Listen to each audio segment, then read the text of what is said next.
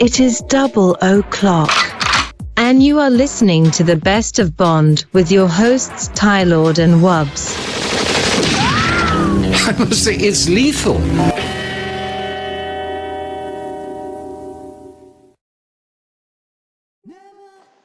Hello, everybody, and welcome back to the Best of Bond with your hosts Wubs and Tylord. And we have a special guest today. But before we get to that, I know you're thinking Best of Bond, and you saw the title. It says Never Say Never Again. Like, how can you put Best of Bond and Never Say Never Again in the same title? But I think I'll have some arguments for that by the end of this video. But we're going to be reviewing Never Say Never Again today. We're going to go into deep discussion with a special guest. How you doing today, Wubs? You excited? I'm doing great.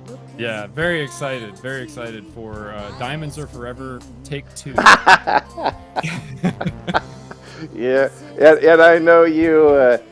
I remember you didn't think very highly of Diamonds before we rewatched it, and then like you really liked it afterwards. Or that was the impression I got. I'm hoping that's the same today, but I'm not sure. Yeah, we'll have to see. But I don't know if I'm as big of a fan as our special guest, Dave The LOCH. Yes. We're glad to have you here, Dave, and we're excited too because now that we've had a Brit on the show, it's added legitimacy. I think we can go mainstream now with our Bond show. Now we're not just crazy Americans over here talking about the best British secret agent ever. Yeah, great to have you on here, Dave The LOCH. How you doing, buddy? Yeah, happy to be here. I just it's a great introduction. Like, I hope my voice makes you go mainstream, and I just hope I don't ruin your show. So yeah, it's just the pressure's on me, I guess. Yeah. No. All you had to do, Dave, was show up. It's all good. Yeah, this is. Yeah, speaking of Best of Bond, I think there's been a couple of highlights to this show. I think when we had on Omega Ace Gaming and we did that music video about the Bond songs, or that was like one of the best. Yeah, that was just such a great episode. And I think the very first episode or first couple we ever did, where we kind of first met, Wubs and I, and we just really clicked. We really geeked out about Bond. I'm hoping I think this is going to be another one of our best episodes. But this is like a first film for a Bond actor. Right? Yes, This is a Dr. No or a GoldenEye level episode. Yes. Here. Yes. Well, I think as well, I don't think just because I grew up before the internet, if I ever found out somebody that was into the same thing as me, I was like, it's like finding water in the desert. Yes. It's like, you like this too? Yeah. No kidding. Yeah, that's exactly how I feel. But anyway, Dave, I think I met you like a decade ago, and it was all because of another underrated movie, Jaws 3 Revenge. I remember you were the only guy I saw on the internet that defended Jaws 3 Revenge and actually liked it. And so I think that's how I met you, and I didn't realize you had such a good channel. Like, then I started watching, like, man, this guy has good stuff, like really finely edited, and a lot of nuggets of information in there. Like, this guy's a real movie buff. So like, I'm glad I found you for my love of Jaws 3 Revenge. I found your content. Oh no, well I really appreciate that because, like I said just a couple of minutes ago, like growing up before the internet, I literally felt like I was the only person on earth that liked Jaws the Revenge. Like, obviously finding you and then a couple of other people. Yes. Like, I'm amazed now, even like the handful of people that I found that like Jaws the Revenge, like to me years ago. Yeah. Finding like if you decided I'll find 10 people that like Jaws the Revenge, I'd be like, nah. And that's like they're there. It's just you just have to look. Yes. Okay, anyway, so I guess we'll get started with this. But before I get into your questions, I just kind of want to ask both you guys, what's your history with this movie and what you thought about it when you first saw it, and maybe before we most recently watched it for the episode, what was the first time you saw it, what did you think about it, and what did you think about it all these years up until now? I'll start with you, Wubs. This is another one that I got from I want to say the local library at some point, and I must have been so confused by it because I would have known, like, okay, it's the 80s, but it's Sean Connery. Like, that's so weird. How does this fit in with like all these Roger Moore movies I've been watching? This doesn't make any sense. And I didn't know anything about the Kevin McClory the trial, like the all of the the drama behind the scenes for the licensing and all that for Thunderball. And so I watched this movie just thinking like that was weird, you know. This is a strange sort of reboot of Thunderball, but I also really enjoyed it at the time. I really appreciated how physical Connery is in the film, Yeah. and it's sort of like I actually feel like he's he's kind of more of a tough guy in this than he was in Diamonds, Yeah. really, which is kind of interesting since this is over a decade later. Hmm. And I'm sure that was part of the point of having him come back, right? It was like, oh, show does he's still got it and all that, right? And so but when I was a kid, I liked it. I thought it was entertaining, but it was never one of my favorites. I'll be Yeah. honest about that. Yeah, it always, and even now watching it, it was kind of like, well, this was entertaining, but I also kind of feel like Thunderball's a great film. Hmm. Like if you're a Bond fan, I think most Bond fans really enjoy Thunderball. Even if you're not a Yeah. Bond fan, I mean, Thunderball's just an awesome action movie. Yeah. Uh, and I just don't know. Like watching this, I was kind of like, I kind of just wish they had done something else because I don't really think Thunderball needed to be remade. Hmm. Yeah. Um, but that's just me, not to throw cold water on the episode, Yeah. but Right. it's still a good movie. It's still entertaining. It's wildly different from every other Bond film. I will give it that, especially considering it's basically a remake of Thunderball. It's a different interpretation, right? The music is so different Yes. from every other Bond film. Obviously, they couldn't use Monty Norman's Yeah. music for the Bond theme Yeah. like they usually do, weaving that in with the soundtrack. So it's a very different experience watching this. Hmm. You don't need to be a Bond fan to watch this movie. You could just watch it if you like an action movie. It's a good movie, Hmm. right? Yeah. What do you think, Dave? Well, I'll just to reply to what you've just said. I think that's all completely fair what you've just said, and I've thought this loads of times over the years. Anybody that ever criticizes a movie, as long as they basically say what you've just said and not just this film sucks, it's like I always feel like, oh, that's fair enough. If somebody doesn't like a movie or somebody is got like a half critical eye about something, just said, yeah, it's just not my thing. I've got no problem with that. When people are like, I mean, I've gone past sort of caring now because just being the age I am, if people slag off a film, I'm like, oh, they just don't like it, whatever. But if it isn't just like this film sucks, it's like, well, where'd you go with that? But like what you've just said, I can completely roll with. And like my experience, of it is that it was literally basically the second James Bond movie that I saw. I saw the trailer for it on TV with the motorbike stunt where he jumps over the car. And I said to my dad, we've got to go see this movie. Didn't realize my dad was a huge James Bond fan by that point, so he was probably going to go anyway.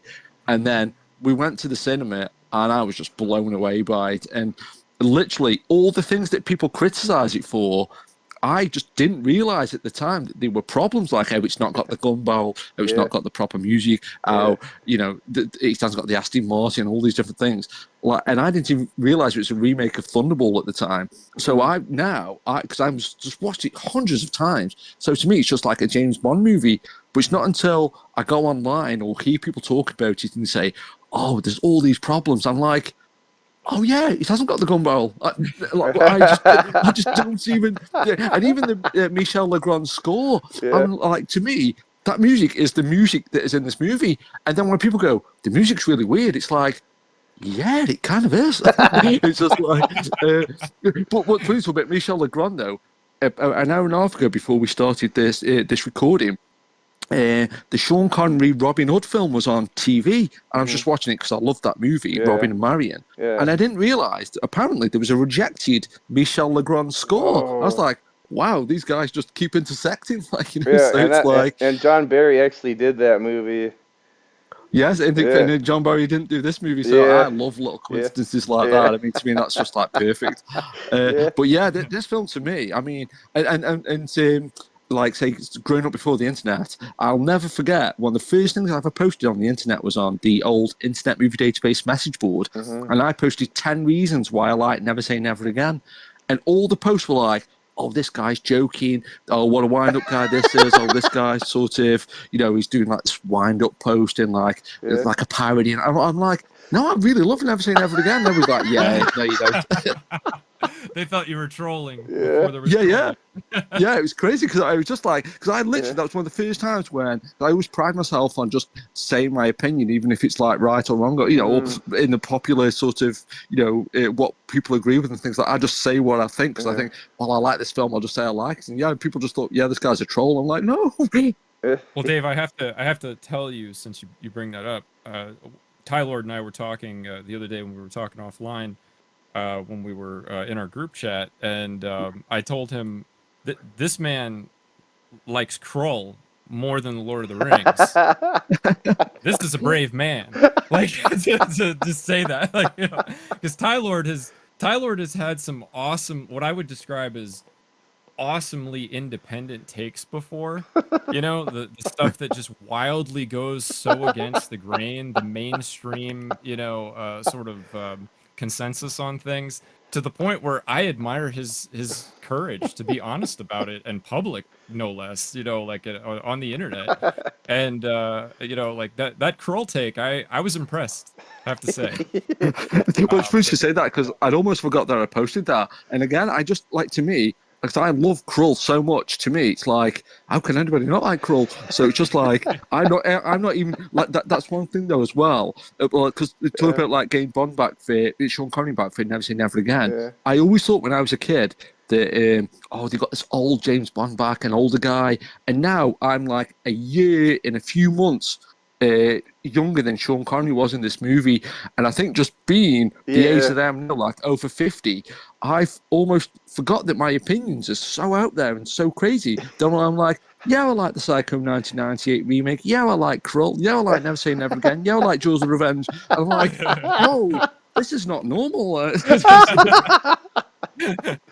It's like people have to remind me. But we're all that way, I think, about different things. It's just, one of the things that impressed me so much about Tylord when we met was just how passionate he was about film in general, but also how he just, if he really likes a movie, it does not matter how bad that movie is. Like he truly, genuinely likes it, and he will tell you why. And I always enjoy that. Well, I've always thought that, like watching your videos, though, Tyler. And again, I sound like a massive kiss ass for saying this, especially when we're being recorded. But when you'll just upload, when you'll do a video in your car saying, "Oh, I've just bought this VHS or this DVD," and I'm like, "Oh, that film's so cool!" And I think most people wouldn't even use that DVD for like proper table or something like that. And you're going, "It's one of my favorite films." Like, so well, we always have the joke, right? We're always talking about the VHS trash that Tylord picks up, or other friends we have pick up, because we have other friends that collect VHS, and even now in 2025, and we always call it VHS trash, which is funny because so many of the movies we get or the people find doing that are like really hidden gems, I think.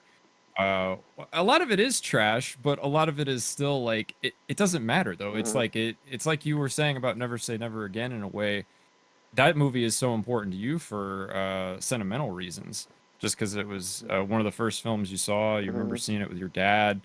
Of course you're gonna like that movie, right? Or you're gonna have a higher opinion of it than somebody like me, who I saw it was probably the 10th or 12th film I saw, and I was just sort of like, what the hell is this? It's so weird. Yeah. Oh no, but like that's the perfect summation of it, really. Like I say, I saw it with my dad. I saw it on the big screen. I saw it in one of my favorite cinemas. I mean, just saw it at the perfect right age. And it was, and this is another little memory that I feel like really adds to it. I saw it, quote unquote, late at night. It was about 8 o'clock at night, and when I came out of the cinema, it was really dark. There was hardly any people around, and I felt really rebellious. That like, why am I outside so late at night? It was like 10 o'clock at night. I thought it was like 1 a.m. or something, Yeah, but those experiences definitely, those memories really add to something like a movie, for sure. Because it's the first time you saw it. I'll never forget, like V for Vendetta, for instance. I saw V for Vendetta twice in the same day, the opening weekend it came out, because I went to see it with one group of friends, and as soon as I got back to the dorm, I was in college at the time. I got back to the dorm. Another group was saying like, "Hey, we're gonna go see V for Vendetta. Do you want to go?" And I was like, "Absolutely yes." Because I love that movie so much. Right on. Well, it's funny you should say that because I think I mentioned it in the group, but when I use this phrase all the time, and it always comes across as passive aggressive, and I don't mean it to be. But when people say, "Oh, I'm a massive comic book fan," or what I should say, "Oh, you're not a real fan of something unless you do this." But like when you just said you went to see the same movie twice in one day, I feel like that is so hardcore because I feel like if you said to most quote unquote normal people, "Do you want to go see a film twice in the same day?" They'd be like, "No." Oh, and not only that, but do you want to pay first run rates, right? Because I mean, Oh, good. this was first run. This was the opening weekend, So I had to pay to see it twice, full price, and it was totally worth it. You know, I had no regrets. I'd do it again this weekend if it was in the theaters. To be fair, that does sound like a good idea, to be honest. Yeah. Right? I was thinking, when I watch Dave's videos, he do this shtick where you pull the casino, the slot machine, and you go through all your comments. I was And, comment leave, yeah. yeah, and maybe 9 out of 10 of the comments that land on is all something negative about Dave, and it just his reactions are really funny to it. But I'm like, why do all these people hate Dave so much? Like he's like one of the coolest guys I ever met on the internet. But I'm thinking it maybe has something to do with that Kroll stuff and maybe Jaws the Revenge. Well, they don't. These people don't have the courage Yeah. to live their truth, Tyler. That's what it is. They don't have Dave's courage. Yeah, I think so. But do you know what I think? Yeah. What I think what it is, honestly, that's Yeah. so cool that you've said that. But what I do think is really funny though is that over the years, I've just thought to myself, even if I'm with, quote unquote geeks or metal fans or people that I think, oh, these are my people, these is the people that I will always get on with, and I do. But if I always say, if somebody says, what's your favorite Motley Crue album, or what's your favorite, Friday 13th movie, or what's your favorite, 8-bit computer game? I'll just say the first thing that comes into my head, and people are like, "Oh, you don't like that, do you?"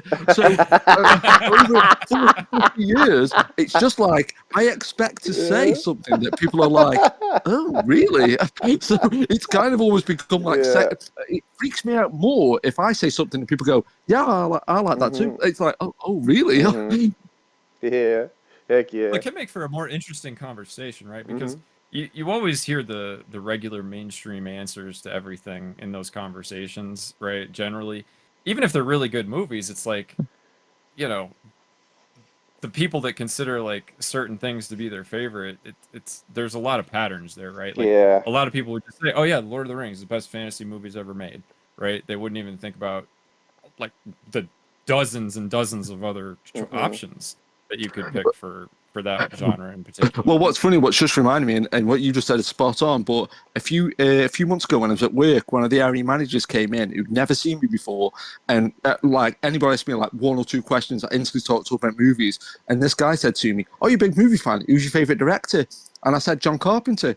And he said, "You're the first person I've ever spoke to who I've asked the question, 'Who's your favorite director?' who hasn't said Tarantino." And I'm like, everybody doesn't. I was Well, like, see, that's like a nerd subculture Yeah. right there, right? That's like a cinema geek, Yeah.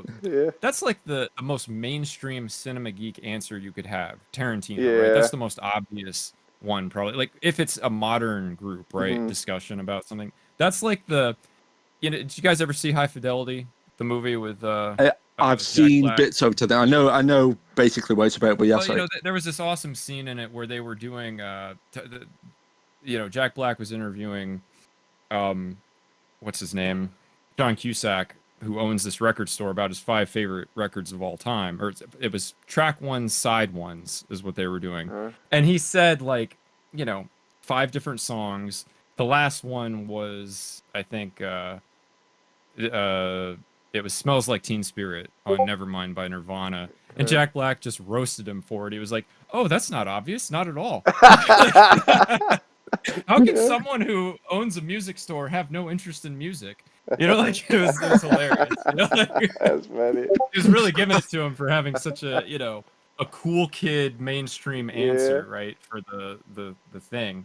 And I don't think I've heard that quote before. That's quite funny. Yeah. right, yeah, High Fidelity. It's a funny movie. But yeah, I think that I think it's great. You have no hesitation to share what your favorite things are, and Mhm. you're not it makes these conversations like this so much more interesting, Mhm. right, than it would otherwise be. If everybody's favorite director was Tarantino, this would be boring as hell. Yeah. Well, I've said this to loads. 'Cause, me and my best mate, we've got like we disagree on loads of stuff. We agree on like quite a bit, obviously, because we're best mates. But at the same time, we've always said that even years ago, let's say decades before the internet, we've always said if somebody says what their favorite thing is, if it's genuine, we're like, oh yeah, cool.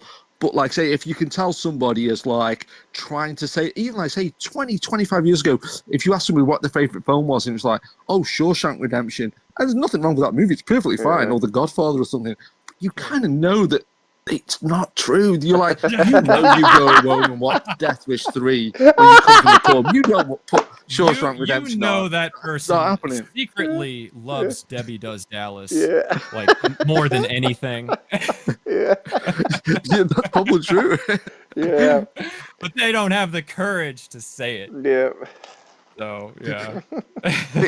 But again, I'm not just saying it for say it. It seems kind of cool that somebody says you've got the courage to say that I like the films I like. Because to me, it's like when I think of courage, I think of somebody who like I don't know, rescue somebody from a burning building, or is like an astronaut or something. Like Yeah. just saying, oh, I like Charles Bronson movies. It's like I just think that's what a human being should say, really.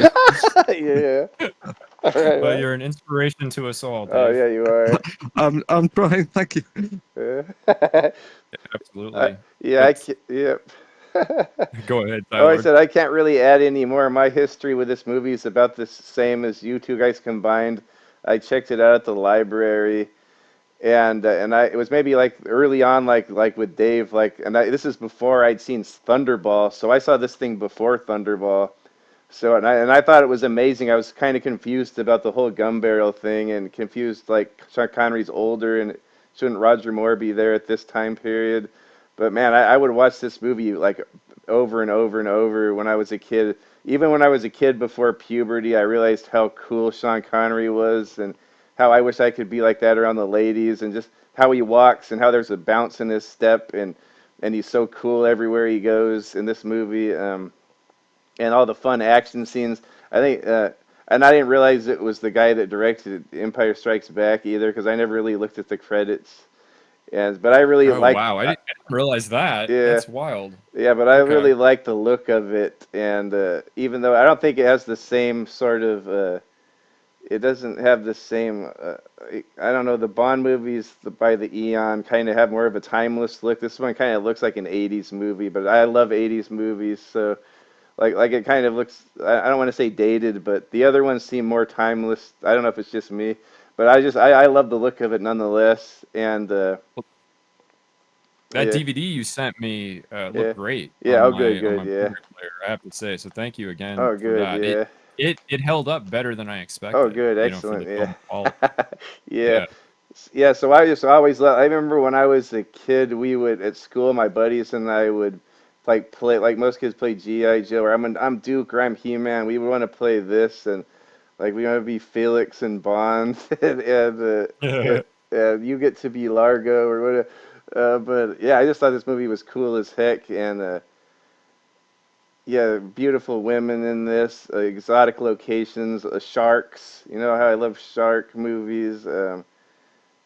Yeah, I guess we'll get to a little later all this when we get into it deeper. But yeah, so I always loved this movie. And then when I saw Thunderball, I like geeked out because I was maybe 10 years old or whatever. I see Thunderball, it's sort of the same plot. All of a sudden, Bond meets Domino and he meets Largo. Like, whoa, this is Never Say Never Again. Whoa, it is. But yeah, so at the time, I kind of liked Never Say Never Again more than Thunderball. Um, that may have changed now, but I still hold them in high regard. But yeah, so kind of similar to both you guys, my history with this movie. Um, Before we get into the movie, though, so we want to know more about the Loch and what his what type of Bond fan he is. I might run through some quick fire questions for Dave. Just Here we go. yeah, Wubs and I did it our first few episodes. I wanted to get Omega Ace on to do it, but that poor guy has worked so hard. He's always busy. But here we go with the some favorite Bond. Dave's favorite Bond stuff. So I guess we'll start with. Well, what's your favorite Bond movie? I'm hoping you say this movie, but I'm not sure. What's your favorite James Bond movie, Dave? Well, what's really funny though, because if you rank all the Bond movies, Yeah, including the unofficial ones, yeah, this is probably in my top 2 or 3. okay, But just going from the official Eon movies, yeah. it's always been For Your Eyes Only. I still to Oh, this day don't know how that film doesn't get praised up more. It's just like it's perfect to me. yeah. It's just Good choice. Oh, excellent. Yeah, and I remember you were happy about our coverage of that. I'm glad we did it well, or we did the movie Hmm. good for you. Um, yeah, I enjoyed that oh, YouTube good, video. It was awesome. excellent. Yeah, and so who is your favorite Bond actor? Well, what's really funny about this, though, and if it was anybody else apart from me saying it, it'd be like, oh.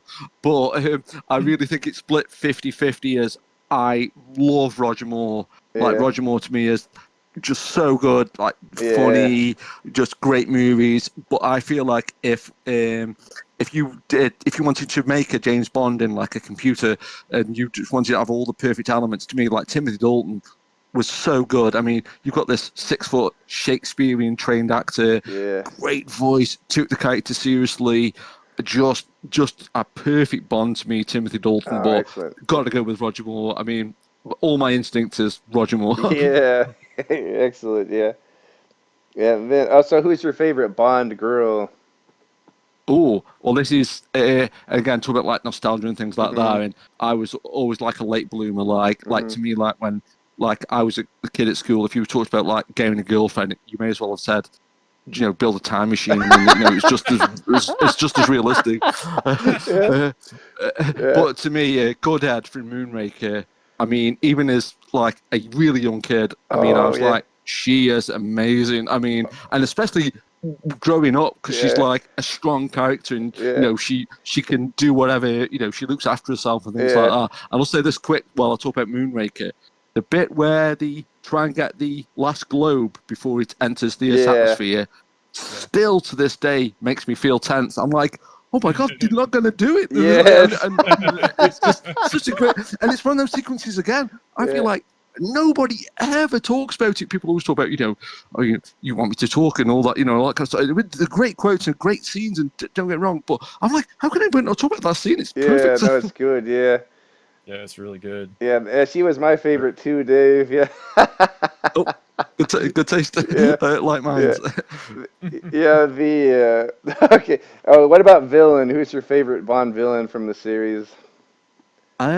Probably. My mind's just gone blank. But the main bad guy from Tomorrow Never Dies. Oh, Oh I yeah, Carver. Elliot Elliot Carver. Carver. Yeah. Elliot Carver. I Yeah, mean, Jonathan Pryce. Yeah, that's a good one. yeah. Yeah, I yeah, mean, he's such a good performance, and yeah, I just think it's one of those elements in the Bond movie, and yeah, not even just Bond movie. I'm surprised it's not been done in something else where somebody controls the media. And actually, I'll yeah. just say this quickly: talk about the Moonraker sequence for Uh-huh. to try and shoot the last globe. Yeah. One bit in a Bond movie that I think doesn't get nowhere near enough credit is in From License to Kill, where they're using the televangelists Yeah. channel to Yeah. figure out how much Oh yeah. money that Yeah.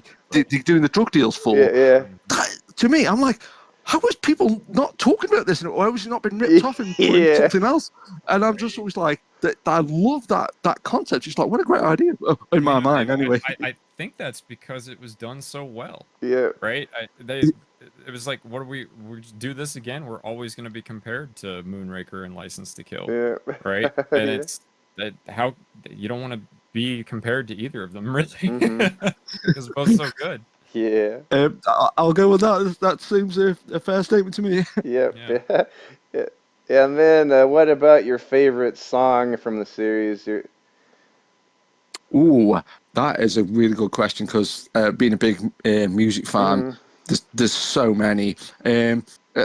This is one that always springs to mind is "The Man with the Golden Gun" by Lulu. I always Woo! feel like that is one of those songs there. I just love the vocal in it, and Yeah. I think it really works really, really well. That's the one that sort of springs to mind, and I do love this Larney Hall song from Never Say Never Again. Wow, That was always yeah. a song that was always at the bottom of people's lists. Yeah. And about a year ago, I asked my guitar teacher to teach it me, and he was like, "Wow, this is a really good song." And I was like, "Oh my god!" Like, because clearly a guy that knows about music is saying it's good. Yeah. Anytime I've heard people do like a James Bond song ranking, Mhm. even if they include this song, it's always at the bottom. But so Yeah. either Lulu or Larney Hall, probably. Oh, Just off the excellent. top Good. of my Yeah, head. good choices. Yeah. So follow-up question to that though. Yeah. You watched our video on our favorite Bond songs, right? We did our top 5 countdown with Omega Ace. Did you see that video?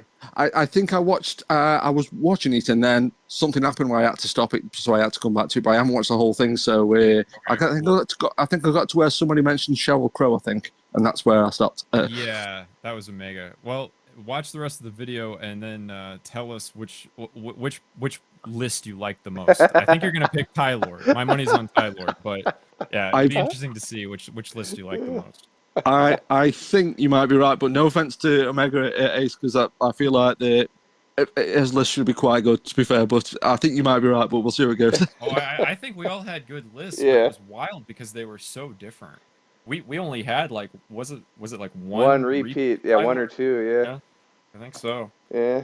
That was amazing. Oh yeah, but, two. but We had 2. Mhm. But I think even that though as well, like growing up, I feel like I'm going to say the same 2 things over and over again. I apologize, but growing up before the internet, like I would have like compilation albums of the Bond songs, and to me, you would hear like the old Casino Royale theme right next to like Live and Let Die, Mhm. and to me, they were the same thing. And so to me, like when I would come, and this is talk about controversial opinions, which we weren't, but some of my favorite Bond scores. The ones, because John Barry is clearly amazing, and John Barry, put all the work in, and all of his scores are great.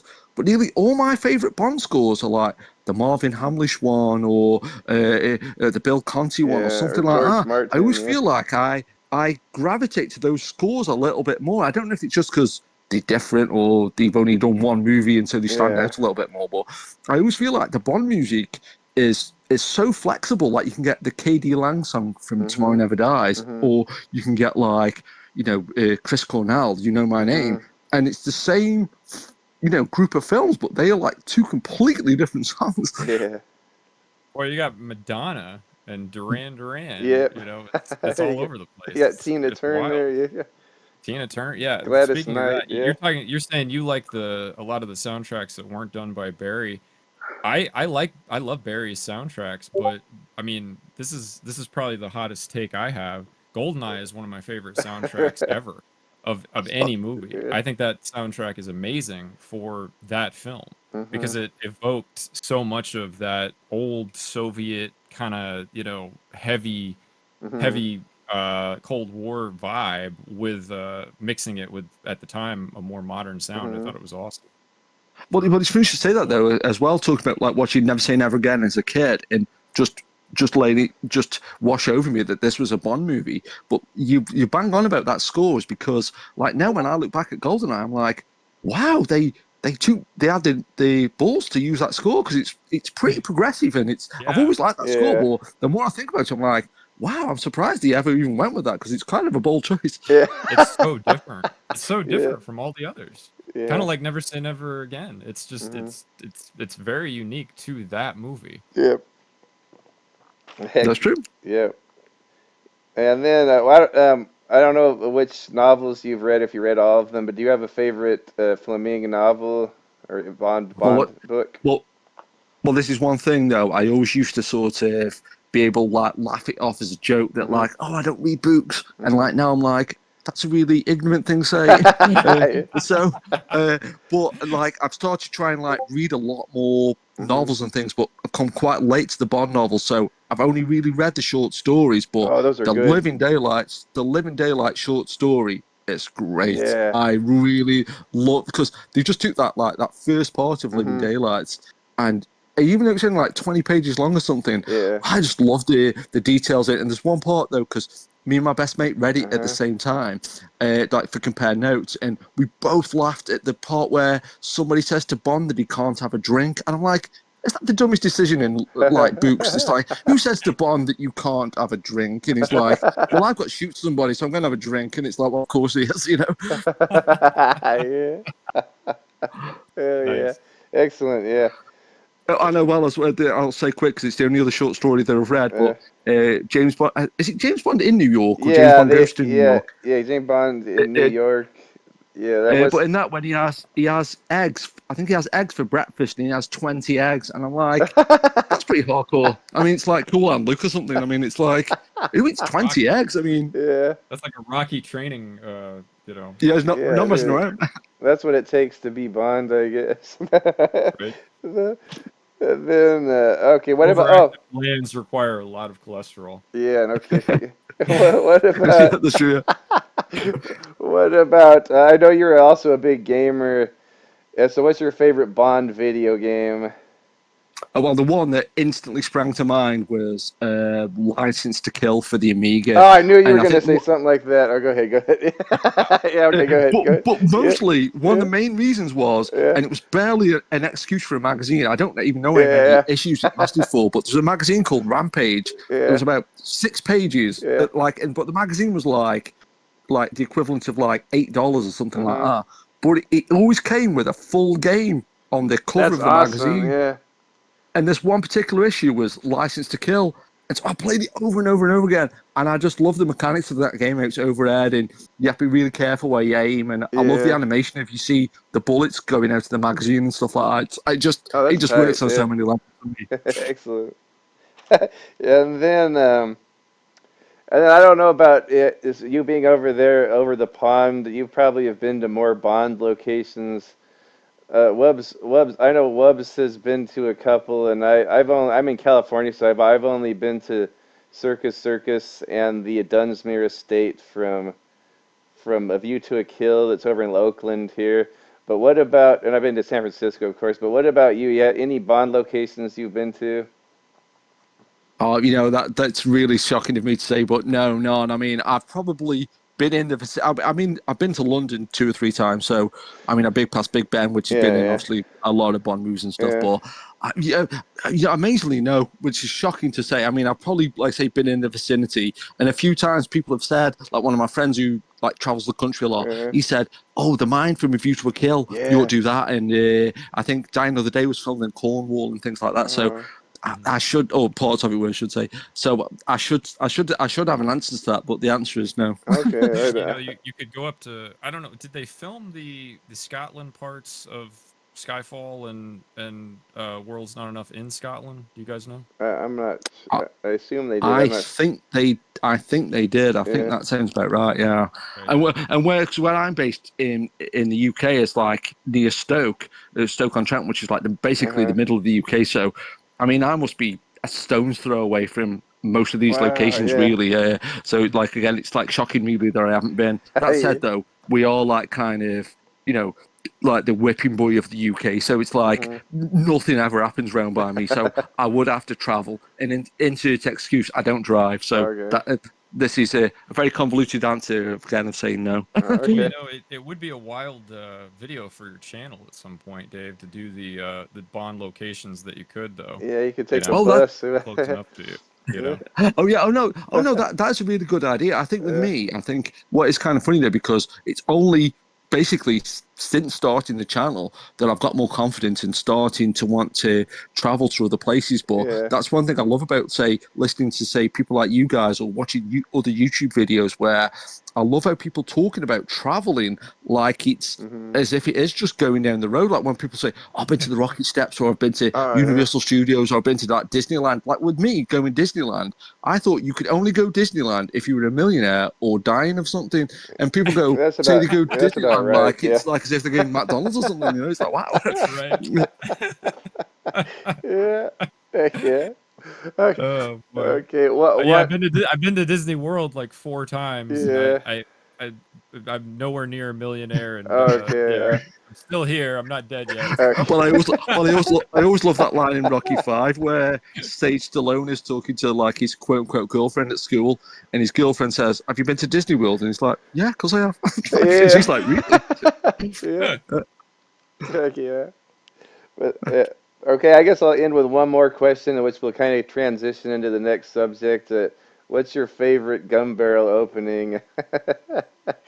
Well, what's really funny because I've got like definitive answer, but I always feel like I have to give a shout out to the Pierce Brosnan gun barrels because they're Yeah. all great. They Yeah. look amazing. But I love George Lazenby's from Yeah. Master Secret Yeah. Service because it's just different enough. Like just that kneel is so perfect. It's just like are you going to make it your own? Oh, just kneel. It's Yeah. just great. And I all just love it. yes.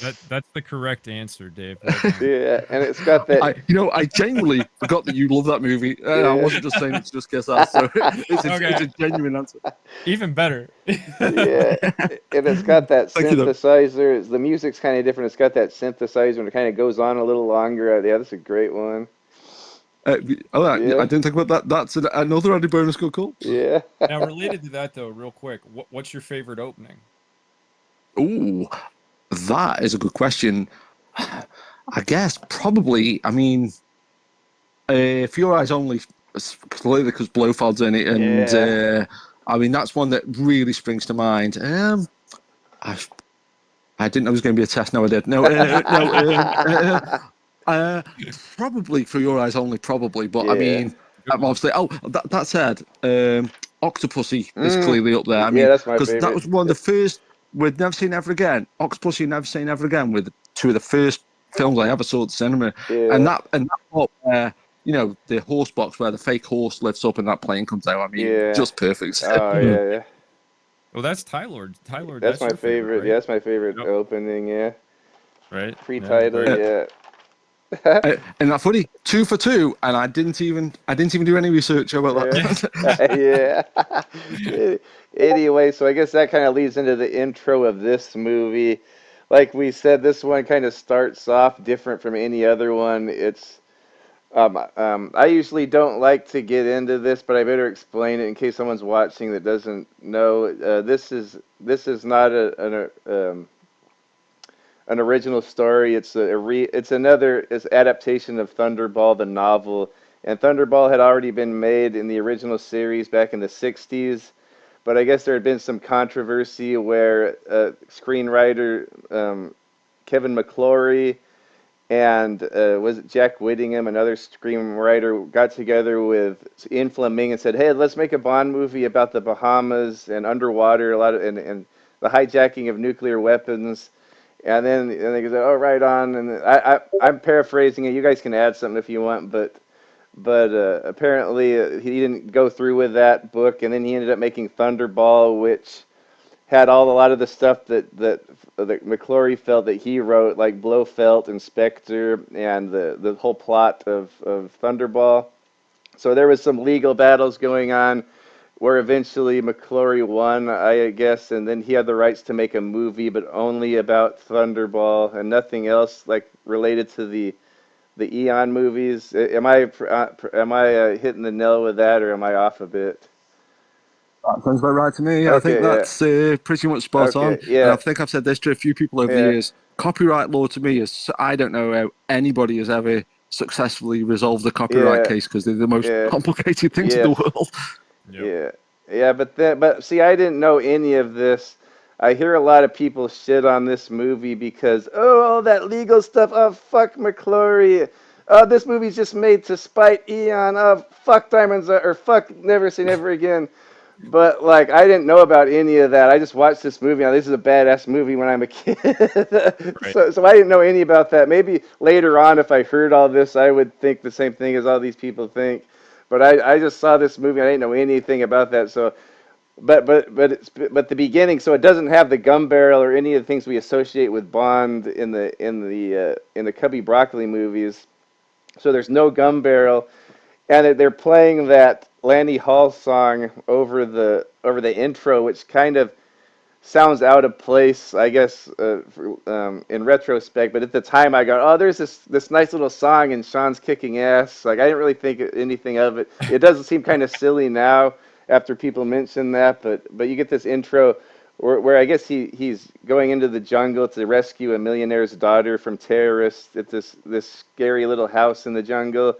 And so it's pretty cool scene. Like it's sort of like a video game. Like he's stealthing around, he's killing the baddies and sliding. It kind of reminds me of Splinter Cell, the video game. Like Yeah. he's sliding on cables and he's taking out guys stealthily. And then he has a little gunfight at the end and a fist fight. He saves the girl, and then he gets stabbed, and you think, oh my God, you just killed James Bond, but it was all just a war game, and it was shows Bond has been practicing war games. So what do you think about this intro? Should I go first? Yeah, Yeah, go yeah, ahead. go ahead. Yeah. Well, what's funny, like I said this a million times, but I think just watching it so many times over the years as a Hmm. kid, this is just how that film started. Yeah, But I yeah, always thought it was cool there.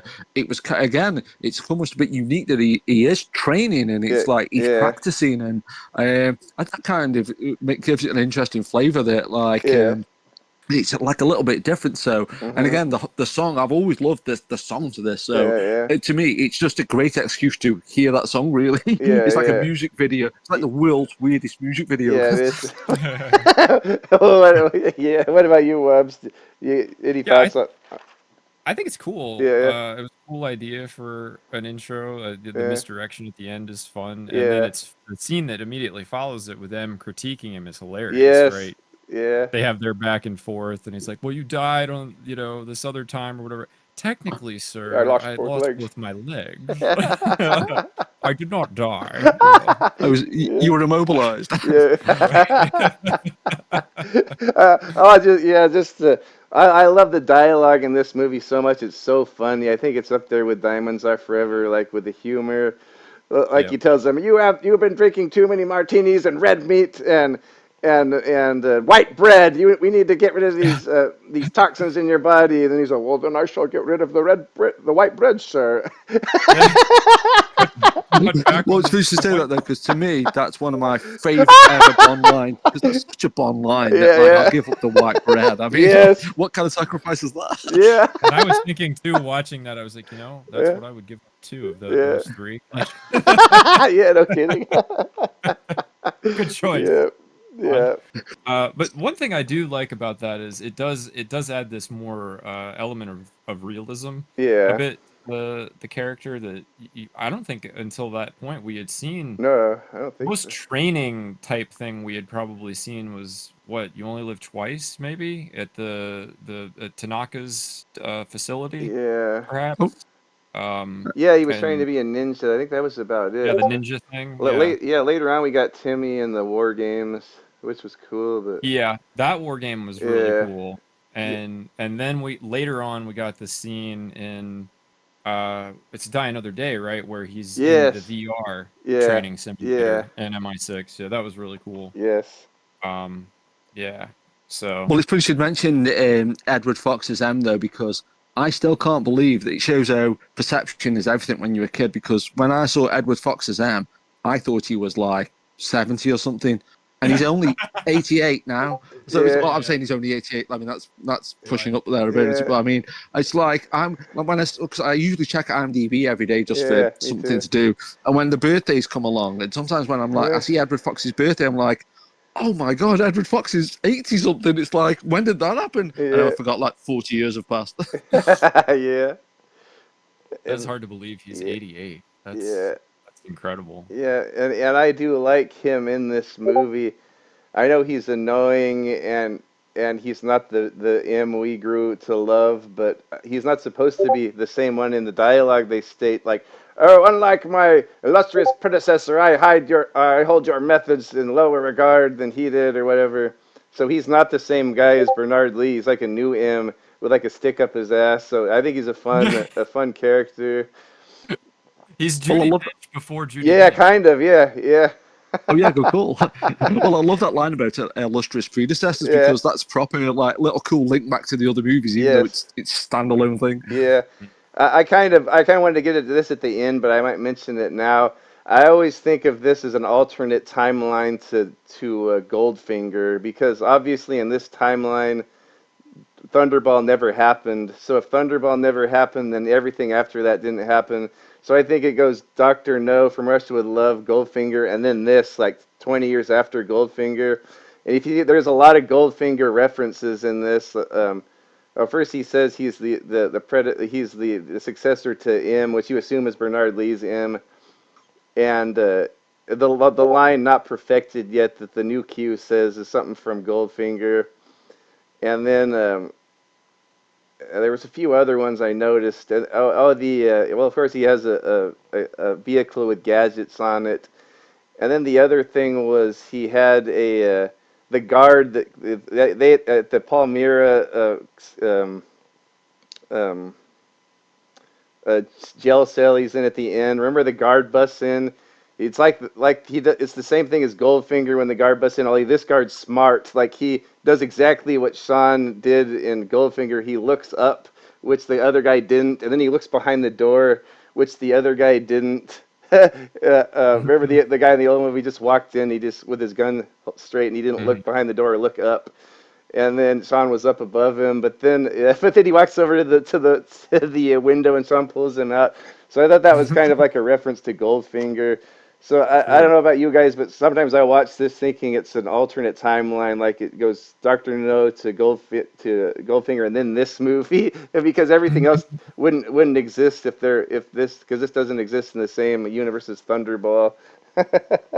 Yeah, it makes sense. Yeah, Yeah, I'll go with that. Yeah. I kind of love stuff like that, though. And Yeah. one thing I love about watching the same films over and over and over Yeah. again is that I think it gives your brain Yeah. that power to sort of think, Yeah. oh, I wonder if it does. Because if you'd seen this film once, you'd be like, Yeah. oh, okay, cool. When you've seen it 100 times, you go, Yeah. oh, well, I wonder if it does this.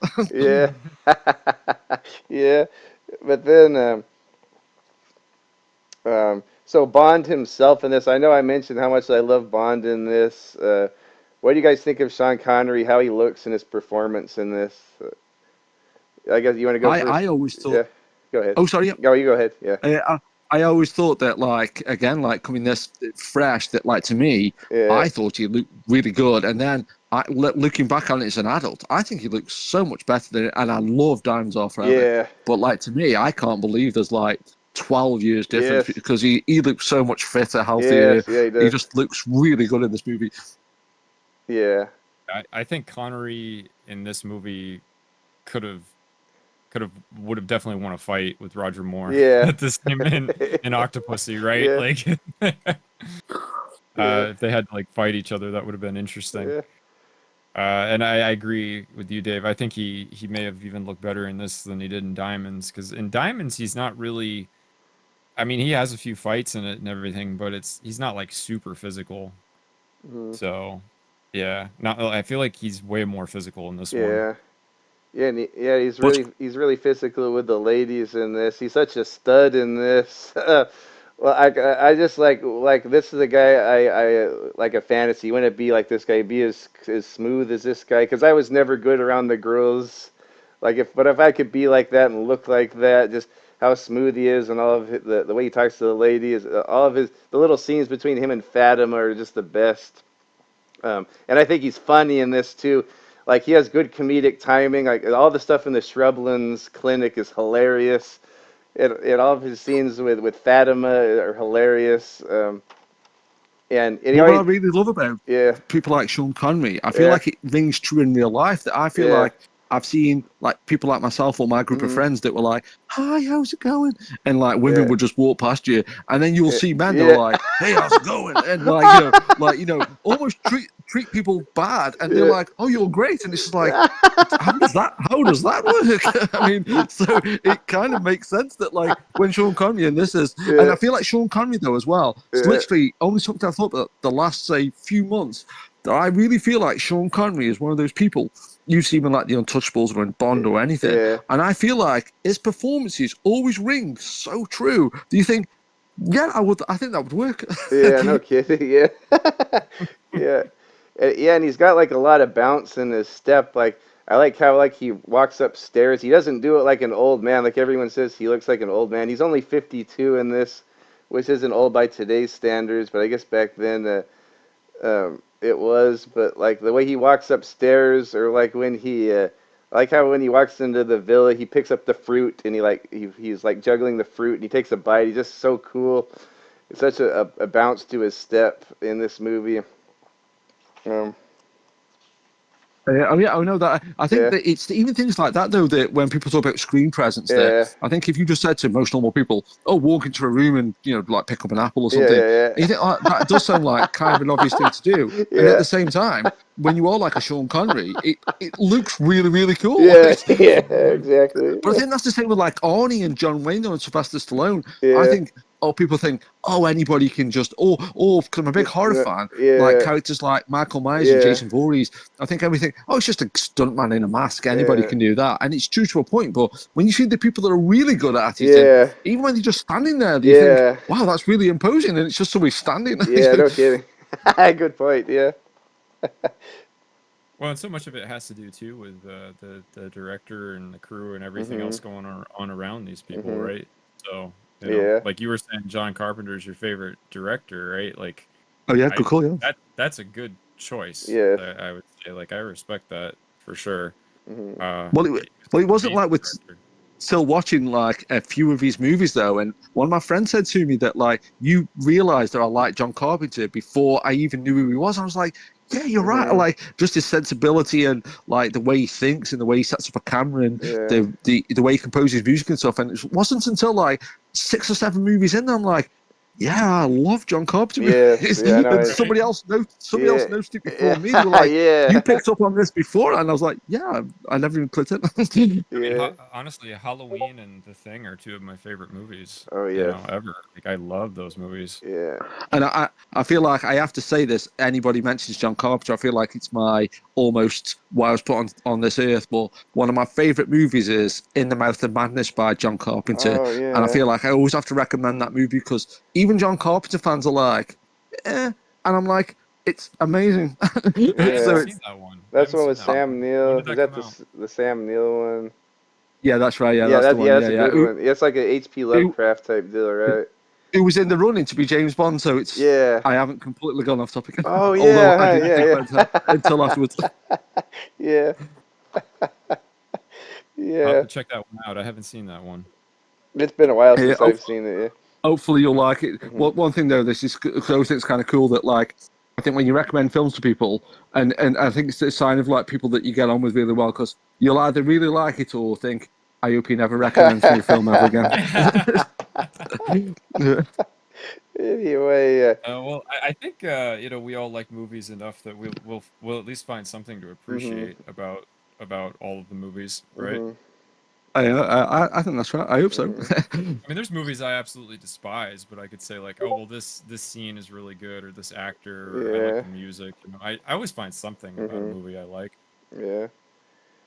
Well, what I always think is funny because, like, cause I like grew up to be like sort of like try to be nice and polite and things like that, and I always forget that but I've got such a wacky sense of humor and like my taste in things is all over the place. So I will like sometimes recommend like a film or an album or something, and I'll completely forget that it's got like a really questionable scene in there or some weird line of dialogue or something, and then people are like, "You can't recommend that film nowadays." I'm like, oh yeah, I forgot. It's like, it's like I say this joke like it's the greatest story ever. But one of my favorite movies as a kid growing up was Santa Claus the movie, and I always feel like you can't get much more innocent than Santa Claus the movie. It's a film about Santa Claus, but now that film starts with a warning saying this film may be offensive to some people, and I'm like, Santa Claus the movie? When did this become offensive? I don't know. So I'm that age now where I daren't recommend anything because I'm like, this may come across wrong. I don't know. Well, I half the Disney movies now have warnings about depictions or things that may offend people or whatever, right? Too, which also feels really weird as I guess a slightly older person, right? Like I grew up with these movies. There's nothing offensive in them, Well, it really surprised me a few months ago at work. Somebody I worked with was saying their favorite Disney movie is The Jungle Book, and they couldn't find it on Disney Plus.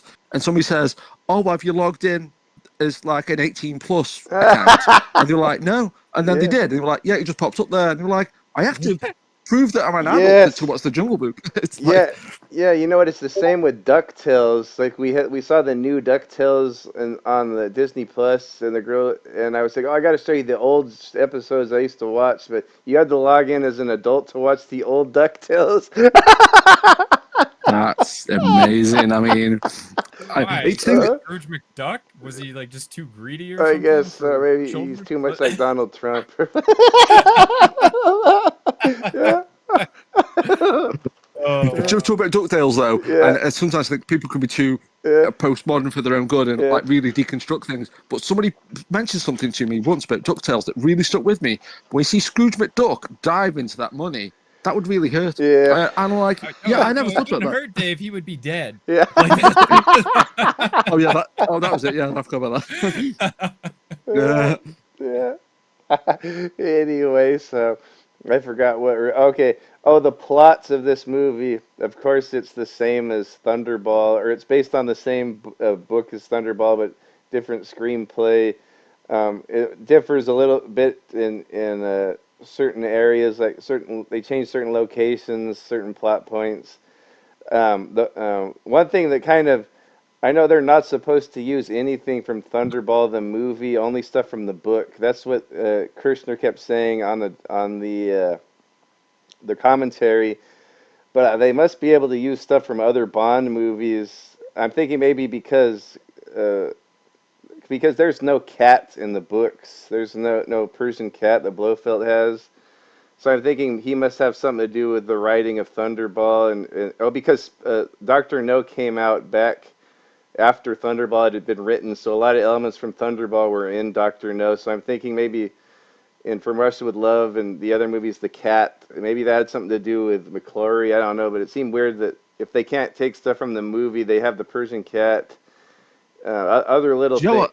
what? Yeah, I've never been anybody else said that before. That's a yeah, really good point because I just always assumed, oh yeah, yeah, Blofeld's got that cat. I never yeah, thought that it's good call. yeah. And then of course that line. I keep thinking that line, not perfected yet. Like Q said that in the movie. I don't think there was ever even a Q in the books. But he says that line in Goldfinger. It's not perfected yet about the bulletproof vest, and I know he said it in other Broccoli movies. But that was a line that kept coming up in Never Say Never Again. Not perfected yet with the pin. So I don't know if that's has something to do with McClory or they can use stuff from other Bond movies, but stuff like that kind of ties it to the other Bond movies, and I kind of like that. How it has a little bit of a feel of the bigger Bond universe. But anyway, what you guys have any thoughts on the plot on this? Well, I always think it's such a cool idea that like Yeah, talk about being ahead of its time. That like yeah, to use like a fake eye to like yeah, get into some security system and to swap yeah, missiles over. But just the concept of having your eye scanned is yeah, such a. I feel like that. I know it's easy when not easy, but when you're writing something that doesn't exist to go, uh-huh, yeah, scan somebody's eye. But I feel like that's something they would do now. And yeah, I don't know if this has been mentioned before by any other people, but I love in No Time to Die how somebody's got like a fake eye. And as soon yeah, as I saw it, I was like, oh, never say never again. yeah. You're right. Yeah, you're right. Uh, Yeah, and as well, I wrote it on my notes, but yeah, I may as well say it to somebody who might actually appreciate it. But yeah, anytime I go to have my eyes tested, you have to put your head, or they do in the UK, maybe they yeah. just say this, I'm not sure, but you have to put your head in this thing and you sort of shine this light into your eyes. And every single time I have that done, I always say to the person doing my eyes, Come on. oh, this is like the Bond film, Never Say Never Again. They always look at Yeah. me as if they, what's that? I'll try next year. Next time I go get my eye examined, I'm gonna go. Come on, come on. right. That'd be pretty cool. Do the Yeah, countdown. yeah, 8, yeah. 7, 6. Yeah, but what about you, Wubs? You like this plot, or anything sticks out to you that you like or don't like? I don't think you could be a Bond fan and not like this plot, Yeah, really, because I mean this is the standard. I mean this yeah, is the standard Doctor Evil go-to plot, right? yes, Oh yes, hell, why don't we just do what we always do? Hijack some nuclear warheads and yes, hold the world ransom, right? Like yeah, yeah, yeah, good. yes, It always works, right? It's always thrilling. Yeah, heck So yeah. yeah, and it does have like you were saying there about the eye thing. It's got some unique things that make it a little different from Thunderball, which are cool. Well, So and as well, I don't know if it's just like a defense mechanism, but like, so I don't try to, think about what's happening in the real world. But when I watch something like Never Say Never Again, I always think, oh yeah, nuclear missiles exist. I always like to think that they don't. Yeah. The yeah. one, the one.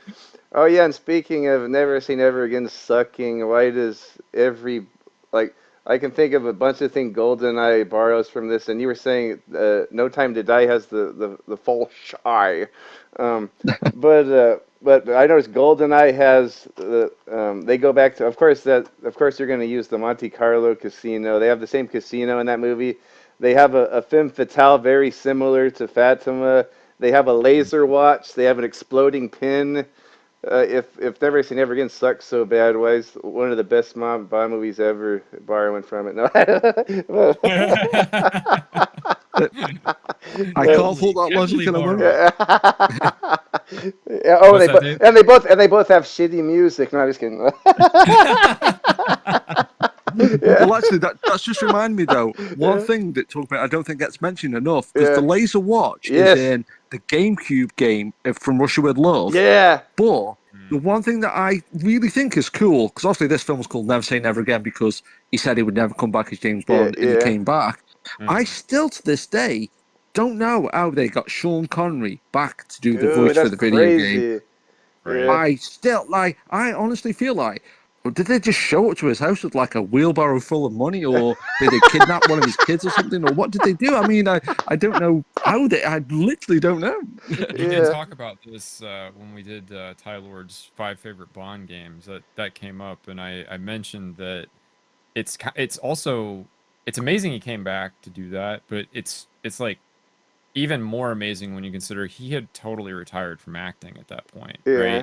After League Ooh, of I never. Extraordinary Gentlemen, he was Mhm. like done with acting. He had said he wasn't going Mhm. to act anymore after Mhm. that, but he came back to do this video game. But Yeah. that's how much I think he probably liked the character too. Yeah. Yeah. I kind of forgot about the he'd retired from acting before the game. That is Yeah. a cool point that I completely forgot about. Nice Yeah. one. Well, and this is also why we've been talking about for a while in our last video too. We talked about the trailer. We did a review of the new Bond game trailer, and we both want to see Pierce Brosnan come back and do voice work for a video game. Yeah.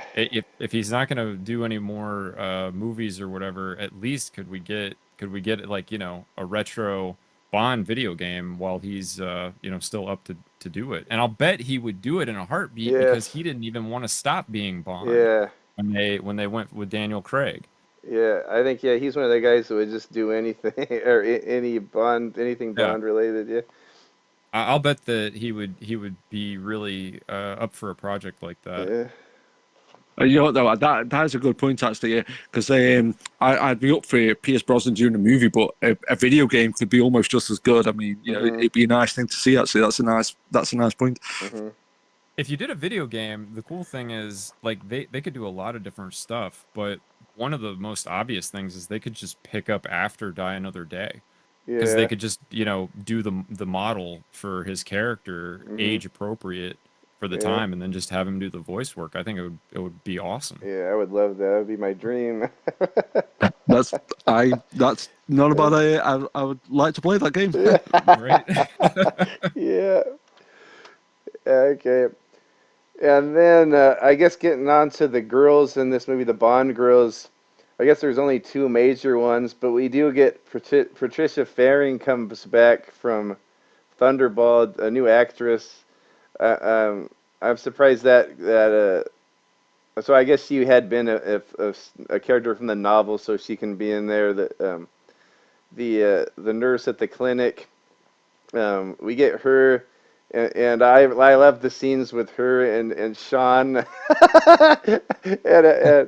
and then we get Kim Basinger, of course, like probably one of her earliest roles. I think Kirshner just got her because he saw pictures of her and she was so beautiful and she could swim and she could dance and she was physical. So she got that role. And then my favorite femme fatale, Fatima Blush, Barbara Carrera, um, in this movie. What do you guys think of the girls in this movie?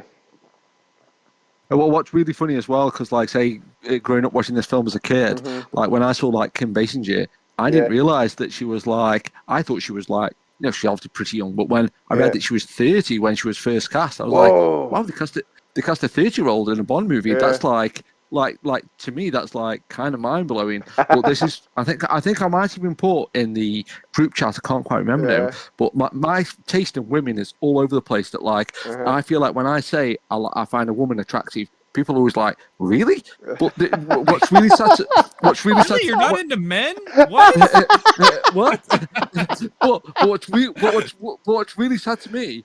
I honestly, I've thought this the last say 15 times I watched this movie, and when I watched it yesterday, probably the most attractive woman in this film, I think, is the woman that plays Moneypenny. I was like, I might have got to a certain age, I'm not sure. But anytime Moneypenny was on screen, I was just like, wow, she's fit. And I'm like, I mean, don't get me wrong, like, say, like say all the others that you mentioned, they clearly, the love interest, and they're clearly meant to be, the people that people are finding attractive. But I think I've got to that age now where it's just like, yeah, secretary, yeah, great, cool. The funny thing about that is, I read it I totally see where you're coming from, and I think it's because, like, Moneypenny is so accessible.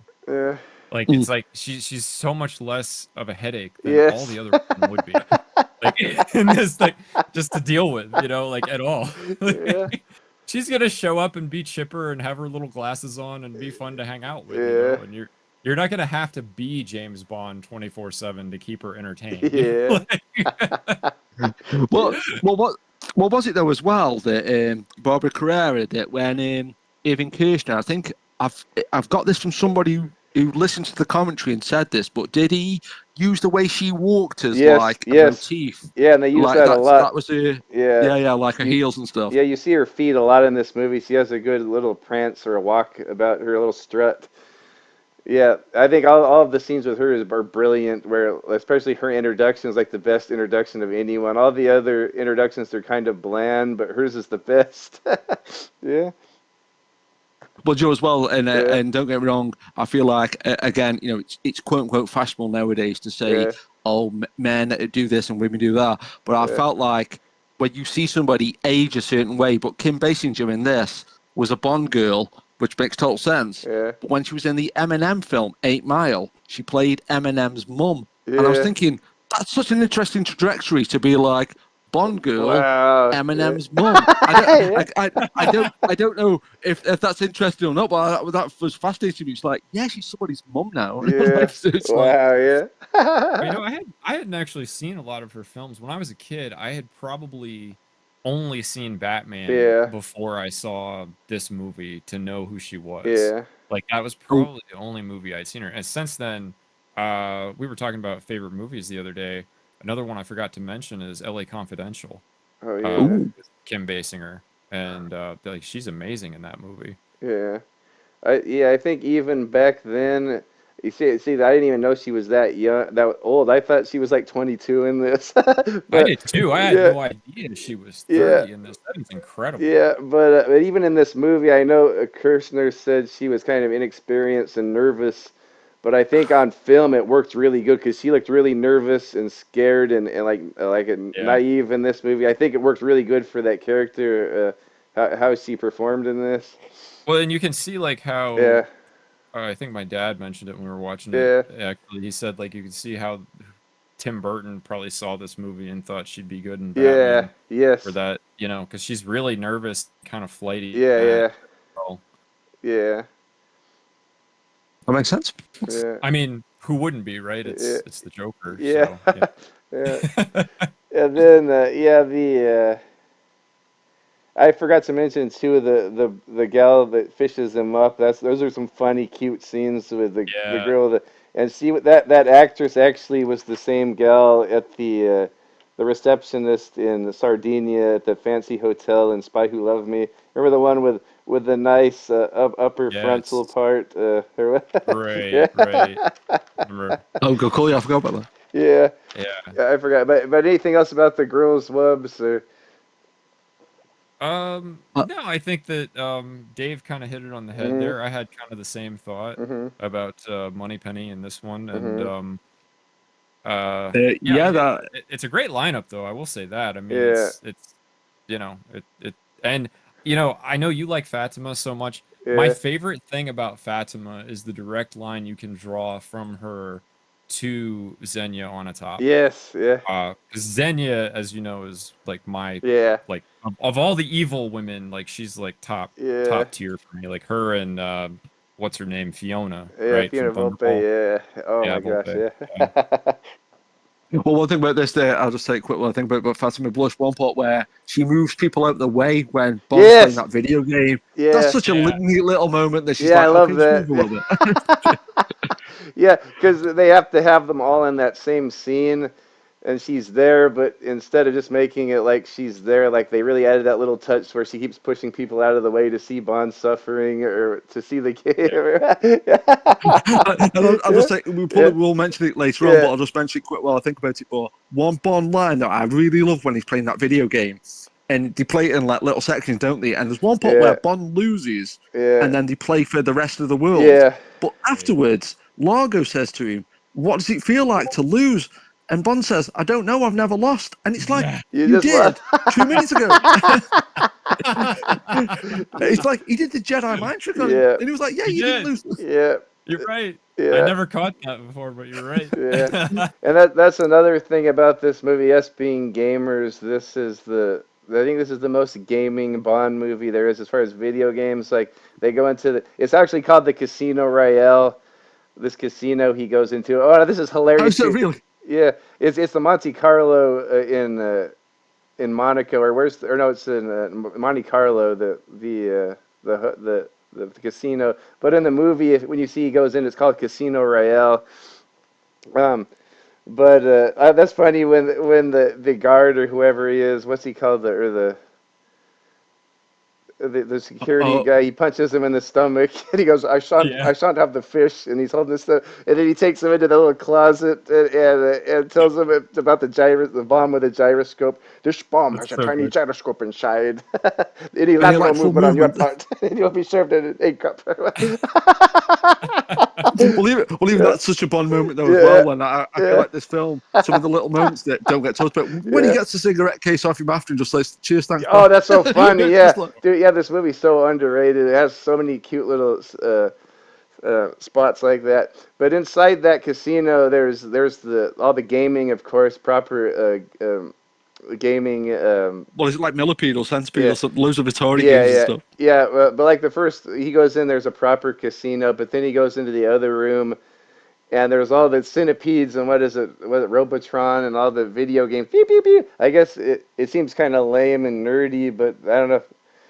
But it doesn't really seem glamorous compared to like proper gaming. But I kind of appreciate it because I like video games, and at the time that stuff was high tech, right? All those that was '83, so stuff like that. Well, Yeah, they made it seem glamorous though, yeah, putting yeah, it in the casino, yeah, you know.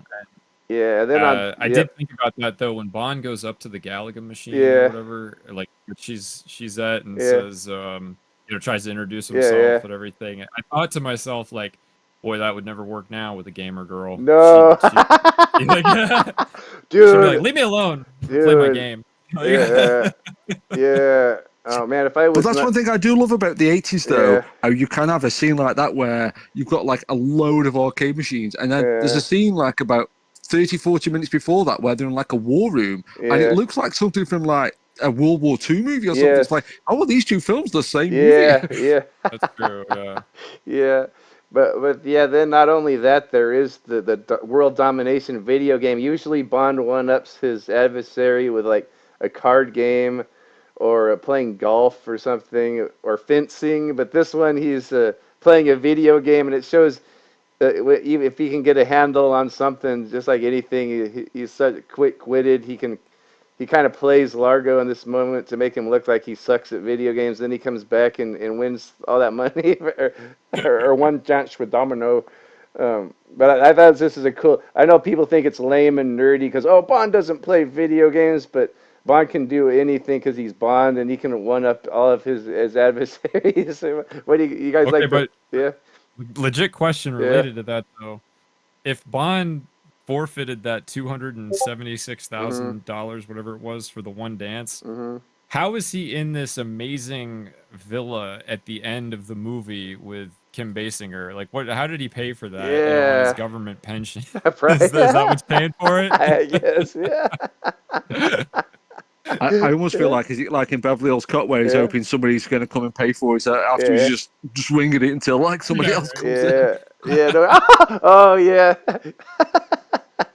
Well, I know as well. Yeah. That's a great thing about Bond as well, though. Again, it feels so natural when Largo was going to write that check, and it was like for like a children's charity. Yeah. But how great! Oh, Bond films when it's like, yeah, I want to destroy the world, and by the way, I'm going to help some kids. It's Yeah. like, Yeah, it's right. like, Yeah. Yeah, I think we can lead into the villains with that. This guy Largo, he's really unlike any villain up at this point. He almost seems like a normal guy, like a normal millionaire, like a kind of weird, but not really anything sinister about him. And he's actually kind of a nice guy, and he's friendly, and he treats his staff nice, and Kim Basinger, who seems like a good girl, loves him. Like genuinely, it's not like she's a kept girl like Domino in the old one, and Largo was a big meanie in that one. This guy, there might be a little crazy hint to him, but on the surface, he seems like a good guy, and he donates to children's or to orphans and needy children, and I'm sure he's very nice to his mother. but we I got don't know his Largo. mother, Yeah, but I don't know his mother. Yeah, but Rowan yeah. Atkinson's amazing in Oh this. yes, Let's get yes, that yeah, too. yeah. We'll get to 1983, they probably got him right before his prices went through the roof, right? probably, Like, yeah, yeah, I'm dude. thinking for this. Yeah, that's another thing I forgot to mention. There's so much comedy in this. All of he only has like 3 scenes, but they're all knee slappers. Mr. Bean, and then oh yeah, yeah, and then we get, of course, Felix Leiter. I guess we'll talk about his buddies too. We get Nicole, who I guess is sort of like Pamela, or what's her name from Thunderball. Martine Beswick played her. Paula. I guess he's sort of like the Paula type character that gets murdered, but you only see her close up like one time. She's barely in the movie. But we get Felix Leiter played by Bernie Casey, and I think if you count this movie, I feel like he's one of my favorites. Like if you don't count this movie, I like have another favorite Felix, but this guy is like has like the charm, and like he's buddy with Bond. In the book, he's a white guy with blonde hair from Texas, but this guy is this African American guy. But I think he kind of feels more like the Felix in the book I like than any of the other ones. You guys like Felix in this? oh yeah, Bernie Casey, and Yeah, this is yeah, amazing. yeah. And funnily enough, he's in The Mouth of Madness, so it's a nice little link back there. Oh yeah, But yeah, yeah. but I thought that what's kind of cool though as well, Yeah, because I know, like, say we've almost like made fun of a little bit of like, yeah, like modern sensibility. Oh, you can't do this, you can't do that. One yeah, thing I loved about this is like one of the first Bond films I saw at the cinema yeah, had a black Felix Leiter, and it's like, yeah, how ahead of the game is that? And yeah. nobody was like, oh, look how progressive Yes. we've been, look how cool we are. It's just like, Right. Yeah. yeah, he's a guy who's got a job and he's cool, and yeah, there Yeah. you go. Yeah. No kidding. Oh, and he was also in Under Siege. He was Commander Harris in Under Siege, the Steven Oh Seagal yeah. film. Yeah. That's probably my favorite Seagal film, Yeah, actually. that is a good one.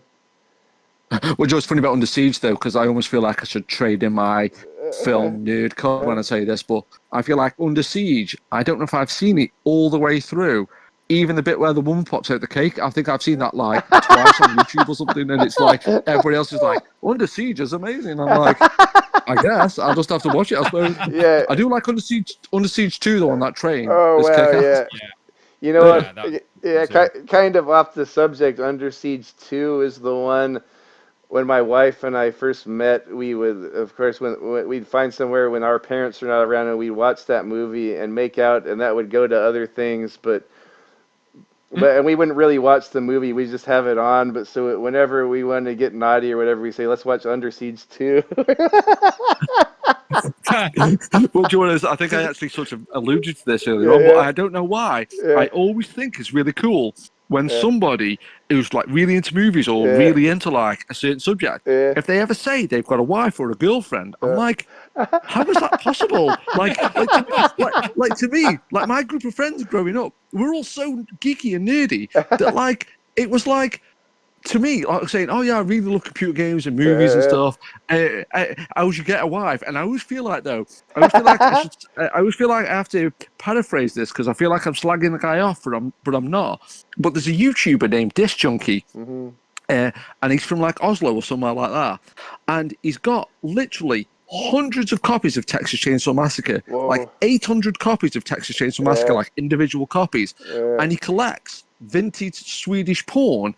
And he's got a wife. Whoa. And I'm like, how is that possible?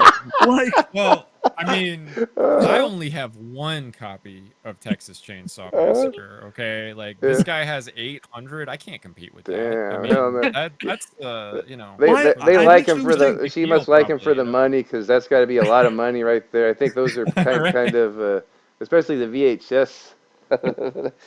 I literally always think which came first. Did he have that house full of Texas Chainsaw Massacre copies? Bring his girlfriend back and go. I'll just say it right now. If you go in this room, you might be shocked. Or was she just like, yeah, I don't mind if you've got 800 copies of Texas Chainsaw Massacre. That's cool with me. And it's like, if you find a woman like that, I guess she's a keeper, right? It's a chicken or egg kind of question there. Were the movies there before her, or vice versa? Either way, I guess it's an interest. It's a basis for a movie or a series of YouTube videos, which he does. Yeah, I think I would be single now if I had all the VHS trash I have now, like 20 years ago. If I had all that back then, I would be single right now. At least you're honest. I like to think that's not true, but you know.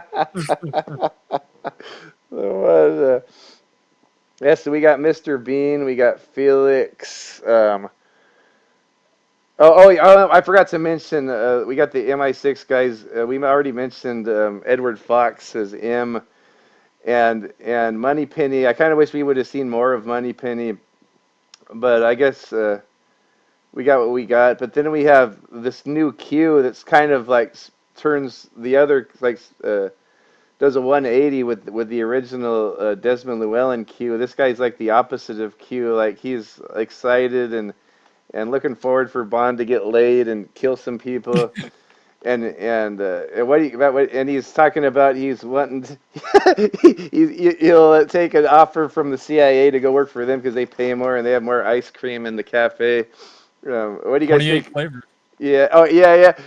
Yeah. What's his name? What's the actor's name that plays him? I didn't realize it was the same guy from that Alfred Hitchcock movie. Is it Alec McGowan? Yeah, Alec McGowan. I didn't realize that was him in what was it called? Furious. What was that Alfred Hitchcock about the Frenzy. Frenzy, yeah. Yeah, he's the detective in there. And I didn't realize that was him until recently. John, I think I did until you just said. Yeah. Well, one of my favourite parts with the new Q, I really love it. It's such a small little moment, but when he gives Bond his laser watch and he gets Bond's old watch, looks at it, and then just smashes it. Immediately breaks it. That was hilarious. Yeah, that's so. Bond was even surprised. He's looking at him like, what just happened? That's so un-Desmond Llewellyn for him to just take the old one and throw it and break it. Yeah. And as well, when you talk about obviously, because I'm from the UK, but I feel like that's such a snapshot of what it was like working in the UK, because that's roughly the time period when I, a few years after that, I left school and started getting employment, and then warehouses were like that. They were freezing cold, and people would wear coats and stuff. So, wow, that's tight. But then. And I like his introduction too, where you see Bond, and that's another training moment. We don't see a lot of training moments with Bond, but he's target practicing with his Walther, and then you see Q sneaking up, and you think he's going to be a baddie, and he arms the pin, and then he shoots, and then one of the dummies blows up, and then Sean looks at his gun like, "Wow, what's with this pistol?" Nice to know Q can surprise when you double those occasionally. Well, I think that's where Sean Connery is, because that little look where he looks at his gun is just like, what happened there? Yeah, I love it. But we have This is also like, yeah. I guess you could say, sort of in GoldenEye, a throwback to that pen, right? Using the pen as the grenade Yeah, in Gold, yeah, just as a you know, a weapon. yeah, yes, yeah. You get the laser pin and the exploding pin and the laser watch. So something that was used in GoldenEye, which was cool. I knew I liked GoldenEye for some reason, but Well, what's really funny, I yeah, did a complete 180 on this, but yeah, when the new Q came back into the Daniel Craig movies yeah, and he said, "What was you expecting? An exploding pen?" I yeah, used to think that line was quite funny. And then the more times progressed, any time when he says, "What was you expecting? An exploding pen?" I wish Daniel Craig would say yes. I know, Yeah, yeah, right. Yeah, and I think that you just hit, like, that's the fundamental problem I think I have with the Craig films in yeah, general, is that they totally abandoned the more fantastical parts of the stories yes, in a way. Like, they just tried to make it so real and gritty and everything. yeah, And it's like, yeah, Q, I that is actually what I wanted. I wanted the gadgets, yeah. and all the things. Like, I didn't want you to just be a guy who hands him a gun, I know, like. right? Yeah, yeah, You've almost got to admire Eon in a way, though, that like they had this such a successful formula, and they were like people like the Bond theme, people like the gadgets, people like the Bond girls, and blah blah blah. It's like, are you going to put them in the next film? no, No, I know. Right. Hey, let's not and put as well, let's not put the gun barrel in it.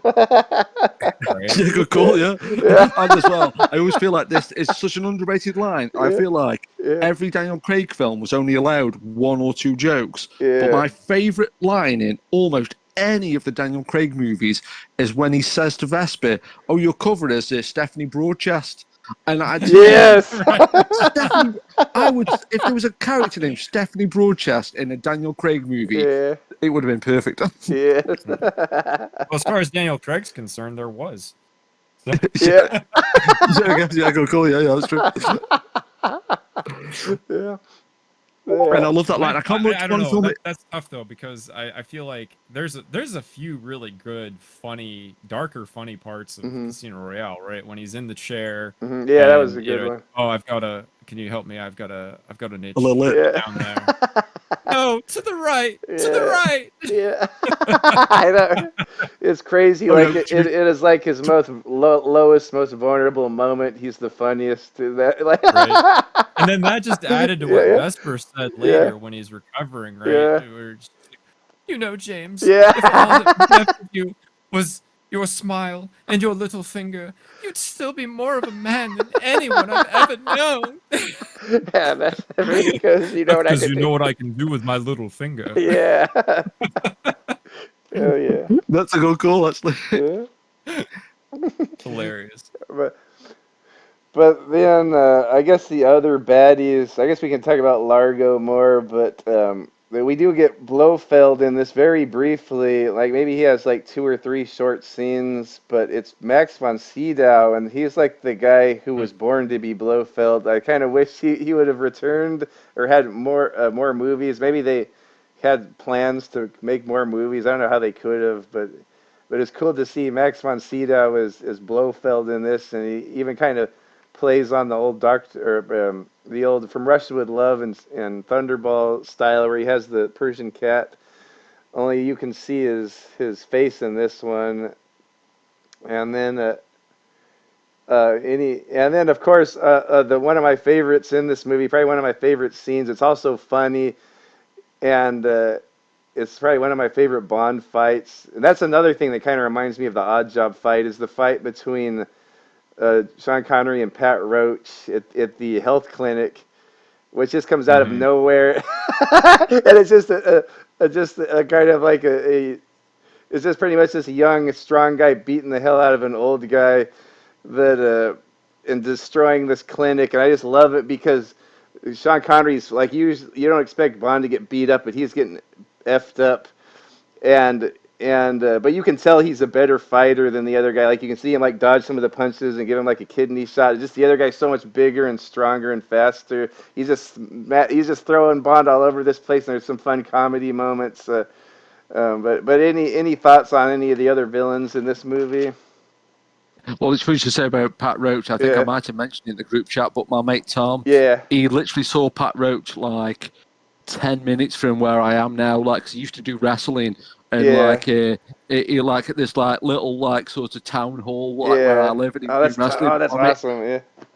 and my mate Tom was like, "There's Pat Roach from like the Indiana Jones movies and Yeah. like the Bond movies and stuff," and it's just like, but Max von Sydow though, he's one of Yeah. them people where.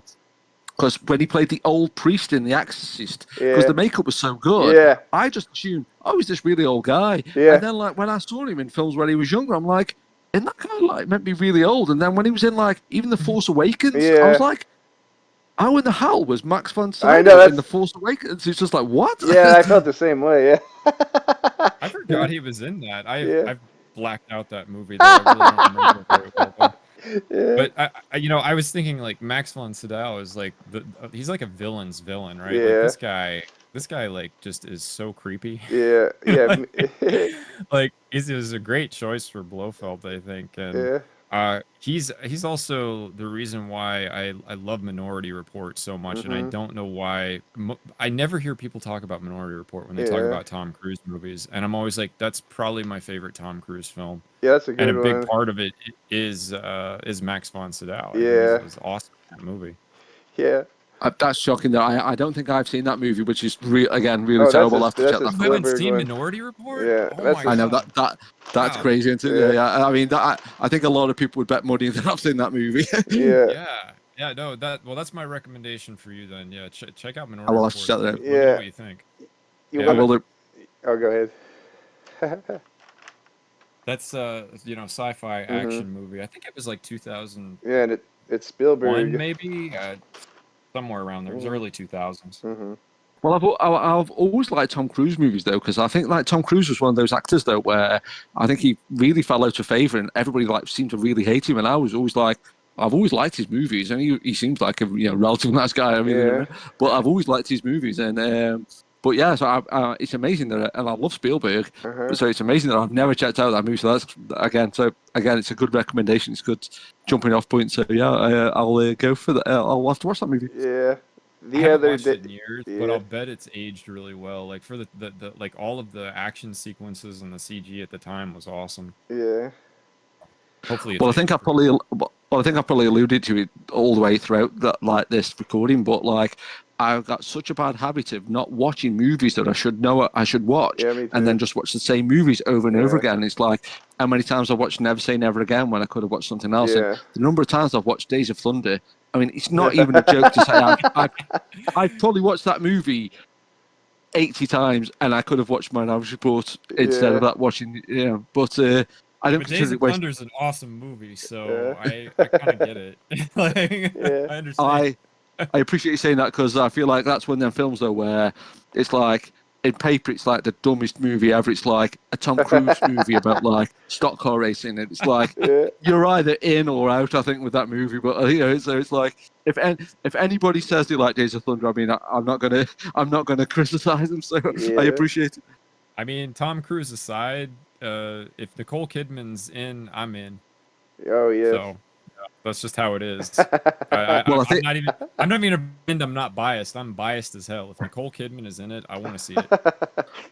Well, I think when we talk about Batman Forever, I mean, to me, like if she's Chase Meridian in Batman Forever, I mean Yeah. that Batman Forever to me is just like you almost couldn't make a better Batman movie. It's just like it's serious, it's funny. That Val Kilmer's really good. Mhm. Nicole Kidman's good in it. Drew Barrymore's good in it. I Mhm. mean, the car's amazing. Mhm. And my mate Tom made a really good point. That intro joke about do you want to take a sandwich? And he said, no, we'll get drive through. If you look at the build up to that scene, the set design, the music, the costumes, and everything, Ah. and it's such a really silly joke about, no, I'll get a drive through. And it's just Yeah. like, you look at the amount of money that shot cost to Yeah. make, and it's just like, and ever since I watched Batman Forever, though, I've always been fascinated. Could you drive the Batmobile through a drive through? Right. I've always been curious. I'm guessing not, but I mean, maths is not my strong point, so I, Yeah. I wouldn't like say. I Yeah, don't I know think if it it's probably would too depend long. on the drive-through. Some of them are kind of narrow. Yeah, the That's one. that's the thing, and that's a wide car. Yeah, when I had my extended like crew cab big truck, it was kind of hard for me to get through a McDonald's drive-thru. I think that thing's probably longer. Yeah. Well, hey, do Yeah. you remember the Drew Carey episode where he got the Batmobile and it was the Batman Forever Batmobile? Oh, Oh no, I don't He think I've won seen it. that. Yeah, he won it, and he was riding around, town in it and everything. That one though was like a convertible, yeah, and I think it was like a smaller, version of it, and that one could definitely go through a drive-through. I yeah, think. I don't know about the one in the film though. yeah. That was pretty big. And as well, I tell this to everybody, like, it's some amazing thing that you're supposed to be really impressed by. But when I saw Batman Forever at the cinema, when it was very first, it was like the first date came out, I don't know if the projectionist accidentally fell asleep and knocked the volume control up. It's the loudest thing I've ever heard at the cinema in my entire life. And now I almost get like flashbacks when I watch Batman Forever of like, I'm pretty sure I did irreparable hearing damage to Oh, myself no. when I saw Batman Forever at the cinema. I mean, I'm not that conscious of it protecting me anyway, so I'm always going to heavy metal concerts and Yeah. listening to live music through headphones and stuff like that. Uh-huh. But it probably seemed like a mistake watching that film at the cinema because it was very, very loud. Yeah, Yeah. they probably made a mistake on that. Yeah. I was surprised you sat through all of it. You endured it though. Yeah. It It was was that pretty, movie was. You yeah. didn't, Yeah. I mean, really, I shouldn't complain, really, because if anything, I feel like now, and this is such an, probably because I'm deaf, probably, but it's such an old person thing to say, but when I go to the cinema, sometimes I think, shouldn't this be louder? It seems a bit quiet. But, like, it's probably from going to see Batman Forever all them years ago, and it's like, everybody's just like, no, it's too loud. I was, Man, yeah. that's a good soundtrack too. That's a good score and soundtrack. Oh yeah, the Golden Thor theme. I love when he said that like it was a theme that you just had to imagine a kid would hum when he was like running down the street pretending to be Batman, and then the U2 song and everything. I mean, it's such It's such an energetic main title song. And my favorite song from that one is the Massive Attack cover of The Hunter Gets Captured by the Game. That's an awesome song. But I'm a big Massive Attack fan, so I'm definitely biased. I feel like I should know that song better than I do because I quite like Massive Attack as well, and I can't quite place it, which is shocking really again because how many times I've seen that film. Tracy Thorn did the vocals. Ooh, don't know if that helps, but yeah. I'm sure now if I heard 2 seconds of it, I'd probably it's click been a while. it. If you're a Massive Attack fan, you will love this song. It's really good. And I feel this is something I always feel like should get mentioned when people talk about Batman Forever. But my best mate used to make fun of me for years because he picked up on this ages before I did. But I always used to say, I love Batman Forever, and look at the quote on the back of the box. It said, one of the greatest films ever made by Jonathan Ross. I was like, look, somebody agrees with me. This film's amazing. That's right. But I heard a quote from Jonathan Ross saying he had a bet with his friend that he said, I can get my name on the Batman Forever movie poster. So he wrote in his review, one of the greatest films ever made, and they put it on the poster. Wow. And so he won the bet. But I still maintain it is one of the best Batman films, so it's just, at least somebody won a bet from it. Yeah. I think it's the most underrated Batman movie, really. Like, I feel like people just sort of forget it happened almost. Like, people only ever talk about the Nicholson and the Christian Bale movies. I feel like that's most of what I hear about. Yeah. Anyway, it kind of gets lumped. It kind of gets lumped in with Batman and Robin, and everyone says that shit, and they kind of lump that one in with it. Well, it's like it's annoying to me because I mean, I will say Batman and Robin soundtrack is great. Yeah. Again, like I really like the music that they did for both of them, but I definitely like Batman Forever more than Batman and Robin. But Uma Thurman's amazing. Again, like it's like I said earlier, like even if it's a movie I don't really like, it's like there'll be some stuff about it I really do like. I appreciate how she really plays up the Adam West. That whole movie is like an Adam West TV show. Right. Yeah. Well, I was just going to say the same thing. That's almost how I looked at it there. Yeah. I grew up watching the Adam West TV show. And so to me, when people like Batman and Robin's really stupid, it's like, well, I grew up watching the Adam West Batman, so it's kind of the same thing. Yeah, it is. Updated version of that. Holy Rusted Metal Batman. Yeah, right? Like the one well, thing. I'm still always a little bit gutted there. Most modern Batman doesn't have Robin in it because to me it's Batman and Robin. Yeah. I don't understand how you can just have Batman walking around on himself. It's just like, well, where's Robin? It's like. Well, do you read comics? Dave? I am a little bit. I'm underread with books, but I feel like with comics, I've read a few here and there. But no. To answer your question again, no, not really. Mm-hmm. Yeah, I think that's. I mean, if you like Robin, Robin is like pretty much a mainstay in the comics, right? And there've been like many different versions of him now over the past whatever it's been, almost 100 years, since Batman's been around. But yeah, generally that's a bigger thing, at least in the main type, the main comic books for Batman. Like Robin's usually there in some form or another.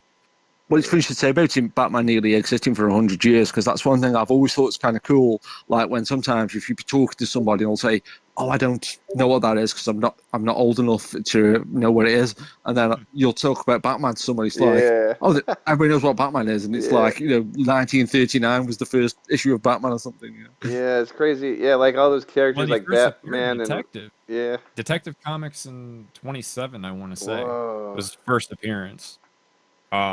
But yeah, his first book, or Batman, the comic book started, I think, in 39 or 40, Yeah. somewhere in there.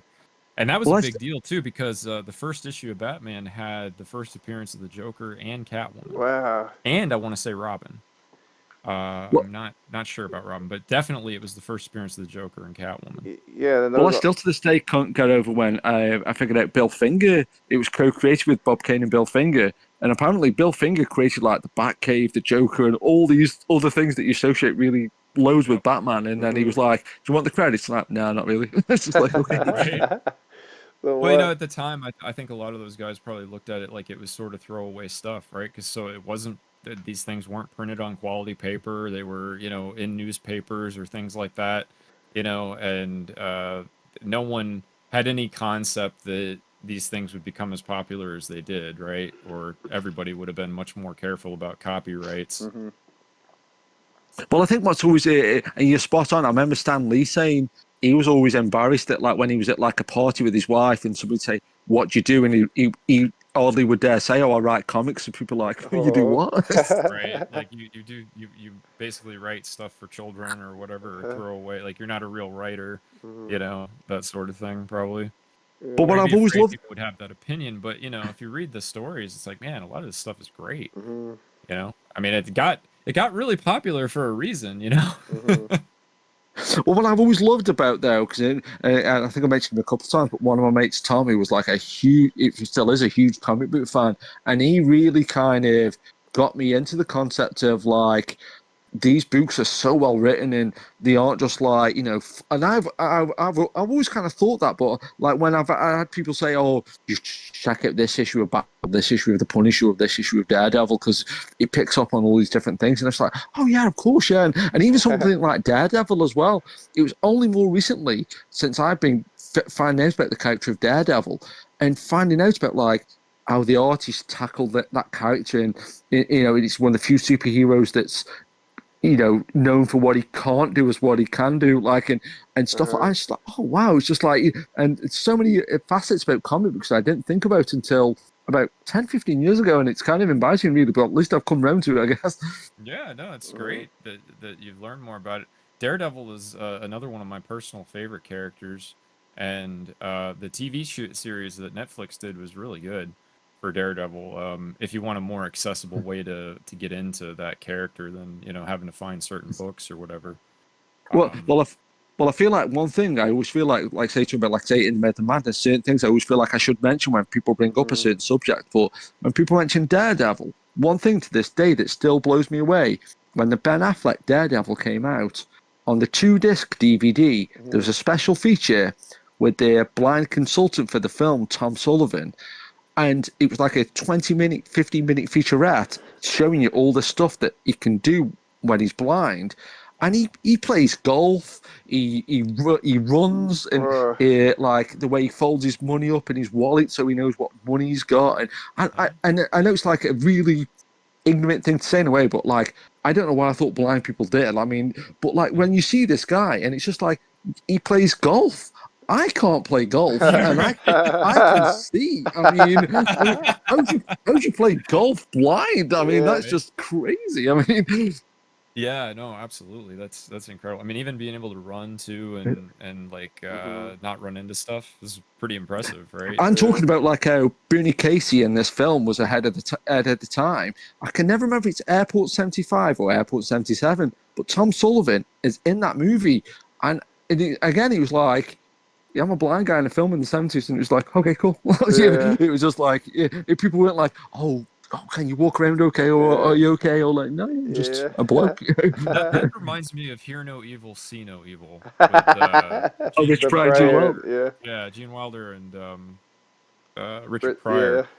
yeah. Yeah, and Richard's amazing in that as the blind guy, right? I Mhm. mean, obviously he's not blind in real life, but boy, he really played blind well. You know, like you really feel like, I think yeah, I think they both in that are just amazing. I think as actors, but I wonder if they had a consultant like that Yeah. for that movie too. Well, That's I interesting. usually think you find that, like say with roles like that, though, that like they did put so much time and effort into it. And I remember when I saw that film when it was brand new, and I just thought, oh yeah, it's Gene Wilder and Richard Bryan. But like you say, there was a realness to it. It just came across as, yeah, he's a blind guy. Mhm. And that ties into James Bond because the villain in See No Evil, Hear No Evil is Milton Crest from License to Kill. Yeah. Oh, So here we go. We're back on Bond. Yeah. What's his name? Anthony Zar. What's his name? Like I don't know. he's the bad guy from Omega Man also.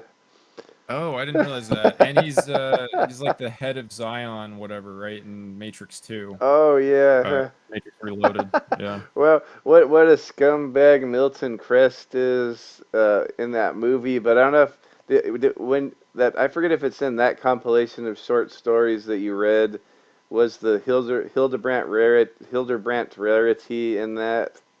I think it's in there, but I don't think I read it. Okay, I yeah. think it might be off. Milton Crest is a character in there, and he's a real scumbag. He's just like pretty, like just some really loud, obnoxious, rich American guy. Probably someone like Fleming met that had disdain for, and he wrote a character. I don't know, but he has a yacht just like in the movie. But you got to read that one. That one's pretty good. Um, anyway, I was speaking of villains though. Uh, what's his name? Maximilian Largo. um, the main villain of this kind of different from everything else we've seen. I know in the commentary I heard Kirshner say he wanted to have. I think this movie's kind of looks boring in certain areas, like the MI6 office, and I always thought it didn't look like it had the shine and the elegance of the other movies. But I guess that was intentional because I heard Kirshner saying he wanted it to look like a real world that the character Bond lives in, um, or when operates in, even though there's a lot of luxurious locations which we expect from Bond movies. But anyway, I kind of think he was going for that with the villain too, just like something that seemed like he would be a real guy in the real world, a real businessman who is greedy and but kind of likable. Like he's kind of a friendly type guy. But he kind of gradually you kind of see some craziness come out of him. But I don't think you see his craziness come out as much as like a Max Zorin. But I think all of his scenes are good, and he's kind of irritating. Like he's kind of arrogant when he's playing the video game or whatever. But I mean, he's still like a nice guy, and he's gonna pay up and everything. So I think he's kind of an unusual, different Bond villain, and I liked his performance. That actor, what's his name, Klaus Maria Maria Brandar. Brando. Yeah. What do you guys think of him? Yeah, I thought he was really good, and I think he's. I think we're probably going to touch on it later about what we Yeah, think about the film, yeah, like more recently. But I think his performance gets better every time I watch it because yeah, I always just thought, yeah, he's a cool bad guy, but his acting is so on point. yeah. He's really really good. Mhm. Yeah, I agree. I think he's great in this. I think he plays Largo different enough from Thunderball to Mhm. keep it interesting, right? Yeah. That it, he's totally different Mhm. from um the Thunderball version of Largo, and I really appreciate that. Yeah. Well, I Yeah. think that must be tricky though if somebody's played the part in a movie beforehand and you're going to be completely judged on that. I mean, Yeah. I know people do it, in theatre all the time and different things like that, but to be in like, to play a role that somebody's done in a movie that millions of people have seen and they're Yeah. going, they're not as good as that other guy. Yeah. but it's almost funny about Thunderball though as well because I feel like I don't know if it is just because it's more or less the same film as Thunderball, but I feel like I've seen Thunderball so. I mean, obviously I've seen it enough, but when I think about watching it, For Your Eyes Only or this or Tomorrow Never Dies or whatever, Yeah. I've seen that film so few times compared to everything else. I don't know if it's like a conscious thing or I don't know if I've just not really just watched it for whatever reason, but it's almost like a hidden gem, Thunderball to me. Like when I see it now, it's Yeah. like, oh yeah, it's a Never Say Never Again remake. Yeah. Yeah. Yeah.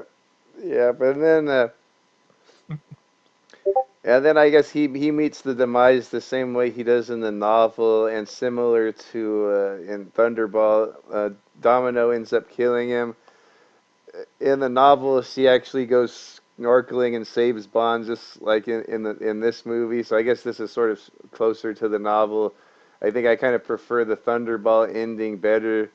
And that's like the one thing I can say I agree with the criticism of this movie. I think towards the end it just seems like really rushed and nothing spectacular about it. Like the final, there was that cool set with all of the cave and the statues, but something about it didn't seem right to me. And I was watching the commentary, and Kirshner was saying he hated it too. Like, oh, good. But he was saying like the lighting was off, and there was not enough shadows, and it seemed like a set. I don't know if that's what rubbed me the wrong way about it, but something about just how it was so rushed. Like, oh, we're gonna go in here and they're gonna go underwater and it's gonna blow up and he's gonna go get in the helicopter and get dropped down in the whale and go back to the aquifer and go. I don't know. Something about it seemed kind of rushed and not as good as how they did it in Thunderball. But if I had one complaint about the movie, it's that. And I guess that is kind of a big complaint because like I think the first half, maybe two-thirds of this movie is brilliant. Like if this had been the end had been as good as the middle and the beginning, and maybe it had a John Barry soundtrack, and maybe it would be my favorite Bond movie. But I don't know about this ending. What do you guys? Do you guys feel the same way, or do you guys like the ending? I'm hoping Dave likes it. well, just funny about the ending though, Yeah, because and I feel like talking about going to see this film with my dad. yeah, That one memory that really sticks with me yeah, was we got there about 15 minutes before the film started, yeah. and it was a proper old-fashioned cinema where they just Oh didn't do no. Yeah, anything a normal cinema did. yeah, But we got there early, and we were queuing up, and one of the usherettes came out and said, oh, you can go in, watch the end of the movie if you want, and then stay in and watch the film from the start. But we're like, oh, we don't want to do that because, we just want to watch the film from the beginning.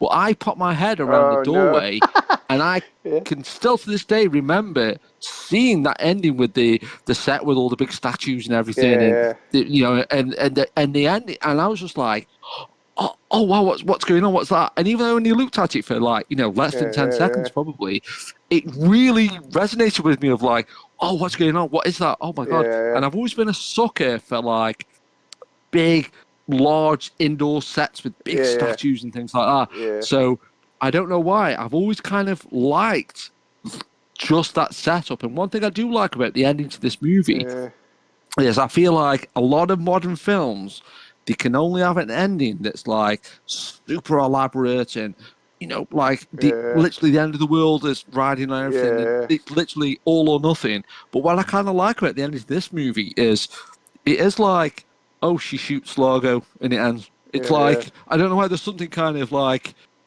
underplayed about it, but I yeah, kind of yeah. like that it's not just like, Okay, good. oh, if she doesn't kill this guy, the world's going to blow up or something. It's like Yeah, I don't know. yeah. I kind of like that. It's kind of cool.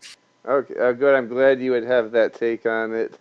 I do kind of like that final battle where he's kind of pinned against the sub, and he's kind of out of Mhm. commission, and Bond's trying to decode the bomb, and but then he reads. I do kind of like that part, but I mean, just like all of the other stuff leading up to it, just seemed kind of rushed. And I heard there's like 5 hours of deleted scene. I would love to see the other scenes because I love this movie so much. I love to see that footage come forward to the public someday.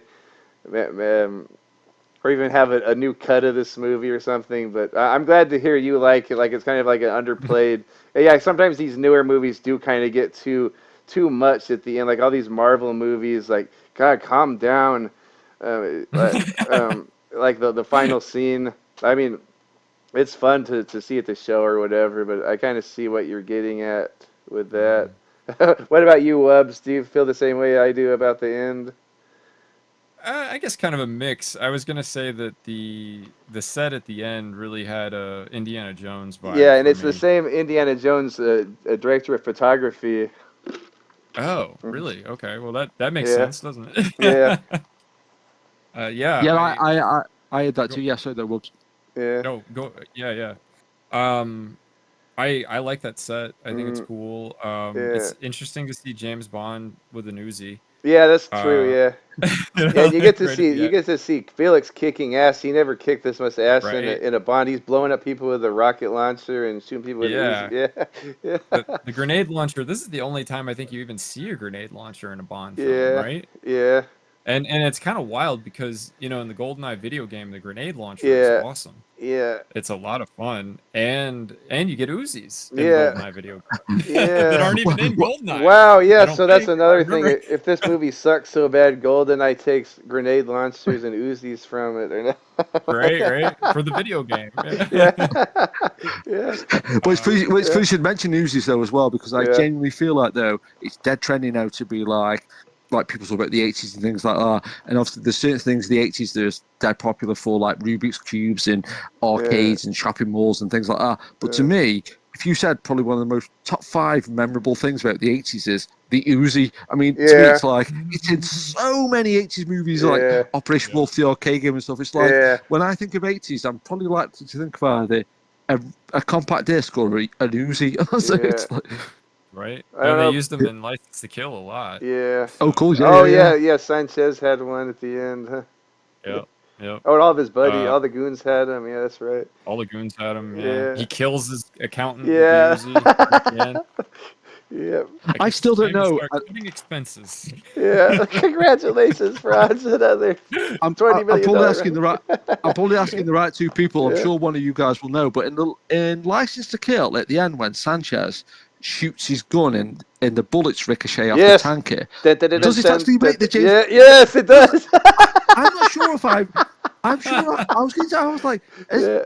is that a thing? I was Yeah. like, oh, so that happens then. That's cool. Yeah. Dun, dun, dun, dun, dun, like the bullets bouncing off.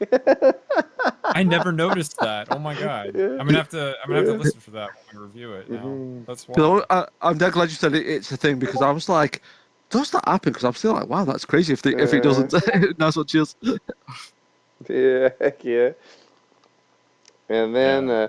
so I guess we can get or drawing closer to the end now. So after watching it again more recently, has your opinion changed on it at all, or do you feel the same about it, or you like it better, you like it worse?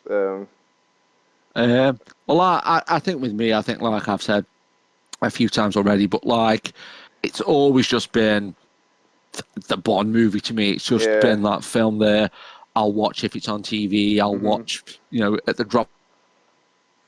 It's just one of them films as well, because I've always just put it like somewhere where I've always got access to it. Like, so it's like I never have to search for it or Mhm. look for it, and it's always just been one of them films where I wouldn't be. I think my opinion maybe have changed slightly. Just hearing so many people talk about it and say, "Oh, it feels like a TV movie," or it's this, that, the other.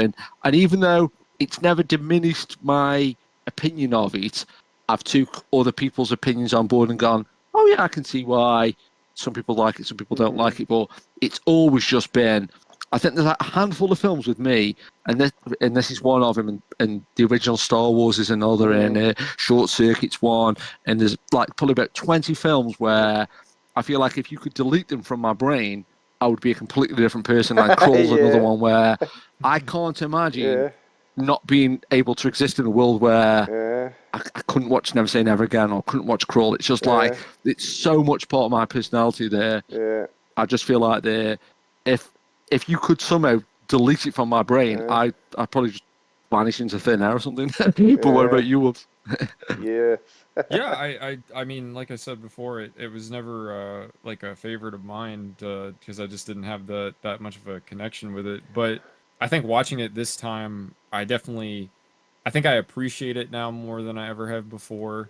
I hadn't seen it in a Mm-hmm. long time. Like I probably hadn't seen it for at least 10 years, Mm-hmm. if not more, really. It might have been a long time since I've seen this movie. I had forgotten a lot of it. Yeah. And like and little things like just I didn't I didn't know Pat Roach was in it, Yeah. and it's like, oh, that's kind of cool. He was the Nazi in Yeah. Raiders, I never realized with the at the fist. time. Yeah, I didn't realize that was the same guy at the time because he looks like he has different hairdo and everything. I didn't Right. realize it was the same Well, he's guy. bald in Yeah, yeah, Raiders. He's yeah, totally bald. yeah, And but that's kind of cool because yeah, Raiders is like that fist fight underneath the plane is, I mean, yeah. top 5 fist fights probably in cinema Yes, history, yes, I right? I love that mean, scene. Yeah. really. As far as popularity Mm-hmm. goes. Um, so that's kinda interesting, Yeah. and just a lot of little things, right? Like we said, like all the comedy in it. Rowan Mm-hmm. Atkinson is hardly in it at all, but he's Yeah. really memorable in Yeah. every scene he's in. And Edward Fox as M is hilarious. Yes. Like it's really funny. I do feel like this is like a bridge in some ways between Diamonds Are Forever and Austin Powers. Uh, you know, Yeah. like I can really see how like Austin Powers could have been inspired by this movie too. Yeah. So, uh, yeah, yeah, I appreciate it. It's not one of my favorites. Okay. Yeah. Seeing it again didn't make it one of my favorites, Yeah. but I definitely enjoyed watching it Yeah. again. And thank you again for the DVD. Oh yeah, you're welcome. I should have. I thought I had the Blu-ray, but I just have another DVD that has the commentary on it. Oh, that's all good. So No I problem. like having that commentary. I don't even have the Blu-ray. I was gonna send you the Blu-ray, but I didn't have one. But I Well, and I have, don't know yeah. if for the Blu-ray, did they even have they cleaned up the film? Do I'm you not know, or sure. is it that'd be I interesting to would know if they love did a like a full special edition. treatment. Now that I hear that there's all that footage, that unused, deleted scenes, like there's out. Yeah, I'd love to see some more footage of this movie. it would Yeah, be so cool if they yeah, actually recut it, yeah, and added in yeah, some extra scenes and stuff, yeah, particularly for the end, like you were saying, like you yeah, felt like it was rushed. yeah. Another I think if thing, they had done more of a build up at the end, yeah. it would have been really impressive. Yeah, I feel like too some of the characters I like what I think they should have been there a little more, even though as memorable as they are for me because I saw it so young. I like we were saying, Blofeld's really not in it that much.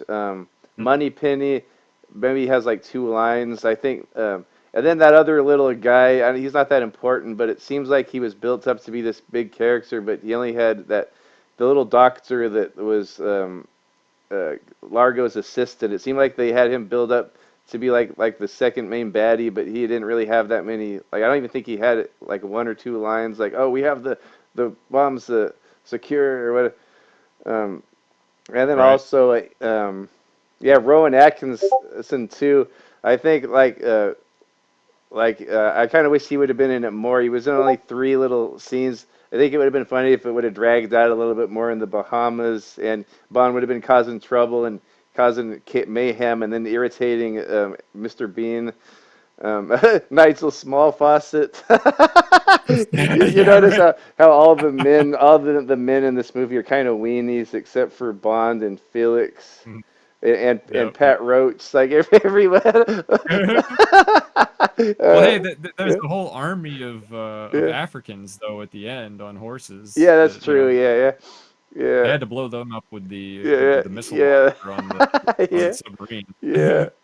And that's I yeah, always remember somebody saying that uh, they were Pierce Brosnan was doing some kind of like live yeah, stream chat on yeah. YouTube, and they were asking him questions, and somebody said, "What was it like working with Mr. Bean in GoldenEye?" And uh, and he was like, "What are you talking about?" Like, I just put when you said Mr. Bean, it just reminded me of that. And I was just Yeah. like, I think like Pierce Brosnan was like, what? You know what would make it even better if Rowan Atkinson asked the question in the chat. Yeah, that's true. Yeah. That'd be pretty funny. He was just trolling him. Mr. B. Yeah. Yeah. Anyway, yeah. But for me, I'm gonna be honest. This was always one of my top five, even if I counted the official ones.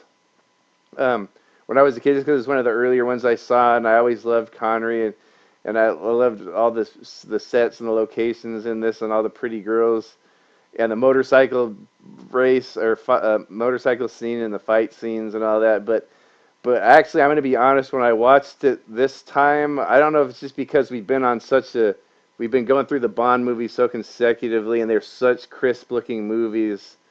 Like they all look so beautiful. This one, I don't know if it's just because I didn't have the Blu-ray, but it looked kind of bland and, like you said, TV movie-ish to me this time I watched Yeah. it. Mm-hmm. Like, Yeah, oh, it does have that look. I'm like, Right. oh no, I don't want this to happen. But then I think just because I came accustomed to it, then I watched it again with the commentary, and then I watched it again just straight through with no commentary, and it's back. I'm back to liking it again. Oh, So good. I'm glad Good. that didn't affect my opinion. So I like it about the same as usual. This is just like Right. Dave was saying. This like is a movie that makes me who I am. Like little lines from this movie, I'll just say them in everyday life. Like sometimes if something happens or someone asks me a question, I'll just say "gut." Like how Largo says, "Do you know what that could mean about playing the final game for the rest of the world?" And he says, "Yes." He says, "Gut." Sometimes I just say the goot like that when people acknowledge something or ask me so. But there's more little lines like that. I just in my everyday life, just from watching this movie so young, kind of like Jaws: The Revenge. I say lines from that movie. I No, think you really know when a film's influenced you, yeah, though, when you yeah, say stuff just so automatically you can't stop yourself. And I'll say these two quick things while I think about it. yeah, It was Talia Shire who plays Adrian in the Rocky yeah, films. yeah, It was her company that yeah, that co-financed this movie, and it's like Adrian from Rocky yeah. financed a James Bond movie. That's pretty cool. Wow, And yeah, as well, this is something I almost hope this was made up, yeah. but I used to go on like a Discord for like a retro sort of gaming channel, Mhm. and once I mentioned Never Say Never Again, and somebody on there said, "Oh, my uncle did the motorbike stunts in Never Say Never Oh, Again," and I Wow. thought it's a great thing that he couldn't. I can't prove it either way if he was telling the truth or he was lying.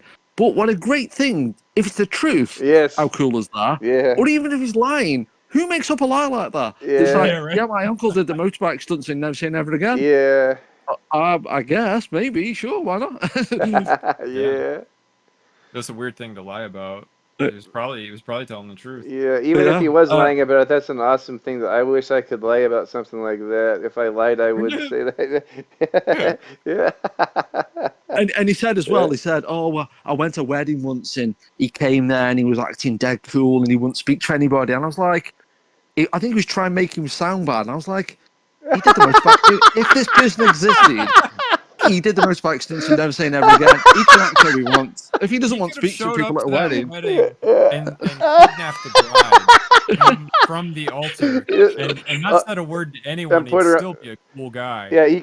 he could just be like Sean on the horseback and pull up to the bride and pull him on Right? the back of the bike like he did with Kim Basinger on the horse. and yeah, and he just drives off on a motorbike. He wasn't going. He stole Your the bike uncle was too. cool. You have to accept it, okay? You don't. Just if you, to be fair, if you've got an uncle that rides a motorbike, you're onto a winner there anyway. Yeah. And then if he's a stuntman, I mean, Hmm. you can't. How can you Yeah. compete with that? That was like the big selling point of the movie back then. Weren't you saying you saw the trailer with the motorcycle jumping over the Oh yeah. car? Yeah, Oh, and that was like yeah, next level to me. I was yeah. like, how was that? And again, they were talking about things like that though. Hmm. That like, because obviously it was a real stunt, and I guess in the big scheme of things, it might be simple. I'm not even sure, but how do you jump over a I car don't on know, a and they're bike? both I mean, moving too. how You do could you tell do? they were both moving too. It's not like they were standing still. The car was moving. Mhm. Yeah, Yeah, I But didn't one thing really as well, I don't. understand it. Like even watching it, I was like, how did that happen? yeah. I don't even think we've mentioned it either, but Irving Kershner, the one thing that I really love is obviously he directed Empire Strikes Back, was amazing. He directed Never Say Never Again, which is amazing. Yeah. He also directed RoboCop 2. Yes, I mean, yeah. Oh wow. how cool is that? I mean, it's just like, get the Empire Strikes Back in. I mean, it's like awesome. How old was he when he directed RoboCop 2? Was he like 90 or Yeah, no something? kidding. He may have been. I've never seen RoboCop 2. I've only seen the first It's one. good. Is it? Yeah. And as well, I always feel like there's certain films when they get mentioned, I have to mention certain things. But RoboCop 2, and if it was anybody else apart from me saying this, I'd be fringing really, really bad, because when people from the UK mention stuff to Americans that they don't know about, it's one of my bugbears. I really hate it. But in the UK, there was a TV show called Coronation Street, and it was massive, really big soap opera, dead popular. But there was a character in Coronation Street called Brian Tilsley, and he was like one of the biggest characters, like all the housewives fancied him, proper stereotype. But anyway, this character named Brian Tilsley, he ended up going out with Lisa Gibbons, who was the reporter character in the first two RoboCop films. And she got him a role in RoboCop 2 at the end as one of the reporters who speaks to camera. And every time I watch RoboCop 2 now, I'm always like, there's Brian Tilsley from Coronation Street. And I'm always like, how is Brian Tilsley from Coronation Street in a film directed by the guy that directed Empire Strikes Back? Yeah. It makes me laugh every single time I think about it. And there's some knowledge that's no use to you whatsoever. Yes. That's awesome. Yeah, but it's interesting film trivia though. Yeah, I love your film trivia, Dave. But anyway, yeah. So Yeah, this we one. love your channel, Dave. I was Yeah. gonna say that too. I love the videos I've seen, and your editor is awesome.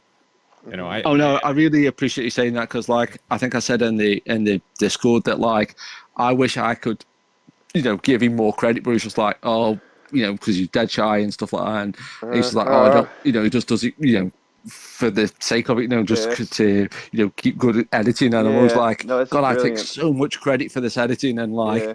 And anytime I get this chance to say that, like, oh yeah, I don't do the editing that somebody else does, but I wish so much that I could say, oh, this is the person, but he doesn't want to be, he doesn't take credit for it, so I don't know what to do. Wow, yeah, that's So, brilliant editing. Yeah, it's just I'm sure I'm not the only one who's noticed. That's really good work. I do all the editing for my own videos, and so I know how involved it is. So that's pretty cool. Oh no, as well. I really appreciate though when anybody says they've watched the videos, because when we first started the channel, like as far as I was concerned, like obviously friends and family, I think sometimes they just subscribe, so we'll subscribe to your channel, something like that. And when we got like 20 subscribers, I was astounded. Like I was like, oh well, we've got some subscribers and a few views on some of the videos, and like now when we got like thousands subscribers, like how in the hell do thousands of people subscribe to my channel? I mean, it just doesn't make any sense to me, because I'm just a person. And a few times when people have recognized me and they're like, oh, I love your channel, I'm like, it's only happened like 5 times, but I'm like, how the hell can somebody recognize me from YouTube and say we love your videos? I'm just like, what? I mean, God knows what must be like if you are like someone like a Sean Connery type who you are world famous, because it catches me off guard every single time where I'm like, wow, you watch the stuff I put online? It's just like, I guess. Well, have you been recognized in person yet?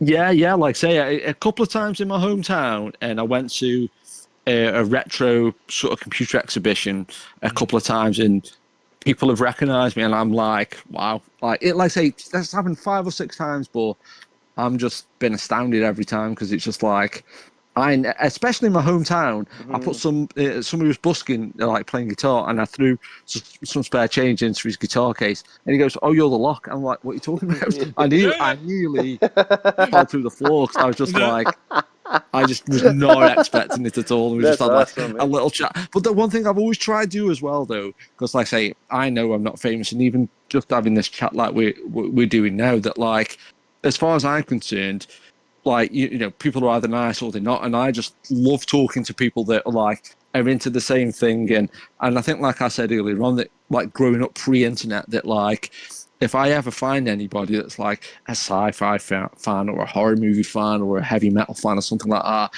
because they were so thin on the ground when I was a kid that like hardly anybody I knew was into horror movies, or anybody I knew was into like science fiction stuff.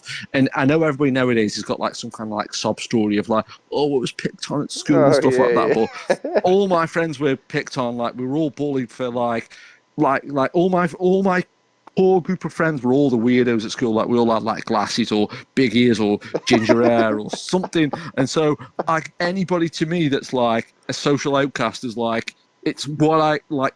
It's like I can't almost associate with people unless, well, that's not, I've phrased that completely wrong, but like to me, if people are like, I don't fit in everyday society, it's like, it's exactly how I grew up, so it makes total sense to me. yeah. Well, we're the cool kids now. Oh no, Take over the world. So Yeah. but in that kind of funny though that like just how things have completely changed though, but like say now if you do see somebody with like tattoos or people who are into comic books or computer games, and that is like the norm now. And it was like when I was a kid, it was just like just like, get a real job or something, or Yeah. right. do Why something better with your are you life. playing t-ball? Yeah, it was a lot of it. People would hide it too. Like even if you knew they liked it, just to look keep up their appearance, they would not talk or about it around you or act like they're above it. Yeah, Well, I think yeah, sometimes though, what was funny though, I think yeah, years ago, people would accidentally you'd almost they yeah, would reference something. You think they are a horror movie fan because yeah, nobody would say that otherwise. And yeah.